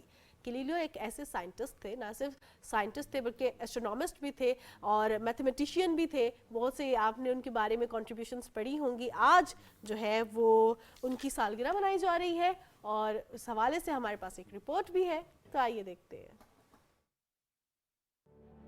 عظیم اطالوی ماہر فلکیات, ماہر طبیات اور انجینئر گلیلیو گلیلی 15 فروری 1564 کو اٹلی کے شہر پیسا میں پیدا ہوئے. ابتدائی تعلیم بھی اسی شہر میں حاصل کی. گلیلی نے پیسا یونیورسٹی سے طب کی تعلیم حاصل کی, لیکن ان کا ذہن ریاضی کی طرف مائل تھا. انہوں نے تعلیم مکمل کیے بغیر یونیورسٹی چھوڑ دی, ریاضی اور فلسفہ پڑھنا شروع کر دیا. 1609 میں انہیں یہ خبر ملی کہ دوربین ہالینڈ میں ایجاد ہو چکی ہے. اس کے بعد گلیلیو نے دوربین بنانا شروع کی اور اس کے ذریعے سیاروں اور کائنات کا مطالعہ کیا. انہوں نے کہا کہ زمین سورج کے گرد گھومتی ہے. اس کی وجہ سے چرچ نے ان پر مقدمہ چلایا اور گھر میں نظر بند کر دیا. وہ 8 جنوری 1642 میں نظر بندی کے دوران اس جہاں سے کوچ کر گئے. جی جناب, گلیلیو کی سالگرہ اور اس سالگرہ کے حوالے سے جو ان کا کنٹریبیوشن تھا ان کو سزا بھی ملی. اور یہ ہوتا ہے جو بھی ترقی پسند ہوتا ہے, یا وہ اکثر کہا جاتا ہے نا کہ جو ہوا کے رخ کے مخالف اڑتے ہیں ان کو ذرا سہنا بھی پڑتا ہے, مشکل حالات بھی لیکن وہ اس ٹائم کی بہت بڑی ڈیولپمنٹ تھی رضوان. کیونکہ اب جب آپ کو یہ لگے کہ جو زمین پہ آپ رہتے ہیں وہ کسی چیز کے ارد گرد گھوم رہی ہے, تو ایک نیا سوشل جو سٹرکچر ہے, نیا اسکول آف تھاٹ کنسٹرکٹ ہوتا ہے. تو اس حوالے سے سوچوں کو آپ چیلنج کریں گے تو پھر آپ کو سزا تو ملے گی. بہرحال جی, اب ہم کچھ بات کریں گے انٹرسٹنگ نیوز کے حوالے سے. آپ کو آگاہ کرتے چلیں, واٹس ایپ کا ہمارے ناظرین ایک ایسا یہ پلیٹ فارم ہے جو کہ بہت زیادہ استعمال ہو رہا ہے. اور فوراً سے پہلے انٹرنیٹ کی بندش ہے, نہیں ہے انٹرنیٹ اویلیبل ہے, آپ کے موبائل میں ڈیٹا ختم ہو گیا تو وہ واٹس ایپ آن کر کے ہم چیک کرتے ہیں. پہلے کسی زمانے میں چیک کرتے تھے, ہم براؤزر کھول لیتے تھے, لیکن اب واٹس ایپ نے ایک انٹرسٹنگ چیز یہ بتائی ہے کہ واٹس ایپ وہ میسیجز جو آپ کو پسند نہیں ہیں, جو لوگ آپ کو تنگ کر رہے ہیں, غیر ضروری میسیجز بھیجتے ہیں, اب آپ ان کو بلاک کر سکتے ہیں. اور اس سے قبل تو میسیجز ہم دیکھتے تھے کہ یہ میسیجز آتے ہیں, آپ میسیج کھولیں گے, جو جس نے آپ کو میسیج بھیجا ہے اس کو پتہ چل جائے گا, آپ نے میسیج دیکھ لیا ہے, ڈبل بلو ٹک ہو جائے گا. لیکن اب نیا فیچر ایڈ یہ ہوا ہے کہ آپ لاک اسکرین کے ذریعے ہی اس میسیج کو اور میسیج بھیجنے والے کو بلاک کر سکتے ہیں. لیکن اس کے ساتھ ساتھ ہم پہلے بلاک کرنے کا طریقہ یہ ہوتا تھا کہ ہم اگنور کر دیتے تھے یا نوٹیفیکیشن سے اوپر سے نیچے ڈریگ کر کے دیکھ لیتے تھے اور پھر جو ہے ہم آگے بڑھ جاتے تھے, رپلائی نہیں کرتے تھے. 3-4 دن بعد وہ خود ہی میسیج ڈیلیٹ کر دیتے تھے. خیر, اب رخ کرتے ہیں ایک ایسی ڈفرینٹ سی خبر کا. آپ نے دیکھا ہوگا سوشل میڈیا پر ایسی خبریں وائرل ہوتی ہیں کہ کسی نے اپنا بیٹ نیلام کر دیا, کسی نے اپنا جو ہے زیر استعمال جوتے نیلام کر دیے, کسی نے اپنا بہت پرانا بیگ نیلام کیا اور وہ بہت مہنگا نیلام ہوا. میں بات کر رہی ہوں جی, جب مہنگا نیلام ہونے کے حوالے سے بات کریں تو ونسٹن چرچل جو تھے وہ برطانوی وزیر اعظم تھے, اور ونسٹن چرچل کی بہت سی ڈیولپمنٹ رہی ہے. اگر ہم بات کرتے ہیں کہ پوری دنیا میں ڈیولپمنٹ کی بات کی جائے, اور خاص طور پہ ایسی پوری دنیا کی انٹرنیشنل آرگنائزیشنز کے حوالے سے بات کی جائے, تو ونسٹن چرچل بہت پرومیننٹ رہے ہیں. ہوا یہ ہے کہ ونسٹن چرچل کے سونے کے سانچے میں لگے ہوئے 6 نقلی دانت جو ہیں وہ فروخت کیے گئے. گزشتہ دنوں اس کی نیلامی کی گئی ہے, اور نیلامی ہوئی ہے جی 18,000 برٹش پاؤنڈ میں, جو کہ اگر پاکستانی رقم میں کنورٹ کریں تو وہ ہوتا ہے جی 63,43,000 پاکستانی روپیز میں اگر کنورٹ کریں. یہ بھی انٹرسٹنگ, بہت سارے لوگوں کا شوق ہوتا ہے وہ اس طرح کے نوادرات اور اس طرح کی جو نایاب اشیاء ہیں جو کہ اپنی نوعیت کی ایک ہی ہوتی ہے, اس کو خریدتے ہیں اور پھر اس کو اپنے ڈرائنگ روم کی زینت بناتے ہیں, اس کو سجاتے ہیں. اور پہلے زمانے میں یہ بھی ہوتا تھا کہ جو دانت لگاتے تھے نا, وہ کبھی سونے کا پانی اس پہ چڑھا ہوتا تھا, یا جب آپ بہت امیر ہو جاتے ہیں تو آپ سونے کے دانت بھی لگا سکتے ہیں. اور لوگ جو ہیں وہ کوشش کرتے ہیں, وہ کیا کہتے ہیں نا کہ اگر ہے دولت ہے تو پھر اس کی نمائش بھی ہونی چاہیے. لیکن خیر اب جو ہے وقت ہمارے پروگرام کا ختم ہو گیا ہے, تو دولت کی نمائش کے حوالے سے جس طرح بات کی تو اسی پہ پروگرام ختم کریں گے کہ جو ہمارا شو آف ہوتا ہے وہ سم ٹائمز ہمارے لیے تو ایک فن ایکٹیویٹی ہوتی ہے, لیکن وہ لوگوں کی زندگی پہ بہت زیادہ اثر انداز ہو رہی ہوتی ہے, لوگوں کی مینٹل ہیلتھ پہ, ان کی فائنینشیل سچویشن پر بہت زیادہ اثر انداز ہو رہی ہوتی ہے. سوشل میڈیا پر جو آپ پوسٹ کرتے ہیں, جو آپ محفل میں بیٹھ کے بات کرتے ہیں, جو آپ کا طریقہ کار ہوتا ہے, اس کا پورے معاشرے پر اثر ہوتا ہے. تو کوشش کریں کہ معیارہ روی اختیار کریں اپنے لیے, اپنے معاشرے کے لیے, اپنے ملک کے لیے اور اس پوری دنیا کے لیے. سسٹینیبلٹی کی جانب بڑھیں, اور وہ سسٹینیبلٹی ایسی ہی ممکن ہوگی, یہ ایکسپرٹس کی رائے ہے کہ جب آپ پرانے کپڑے دوبارہ پہنیں گے, جب آپ جو ہے اپنے پرانے جوتے دوبارہ پہنیں گے, جب آپ بہت زیادہ شو آف نہیں کریں گے, جب آپ لوکل ٹرانسپورٹ کا رخ کریں گے, جب آپ بے تحاشا گاڑیاں نہیں خریدیں گے, تو ملک کی ترقی کے لیے, اپنی ترقی کے لیے, اپنے معاشرے میں ایک پازیٹیو امپیکٹ کریٹ کرنے کے لیے شو آف سے اجتناب کریں. اب اجازت دیجیے, اللہ حافظ.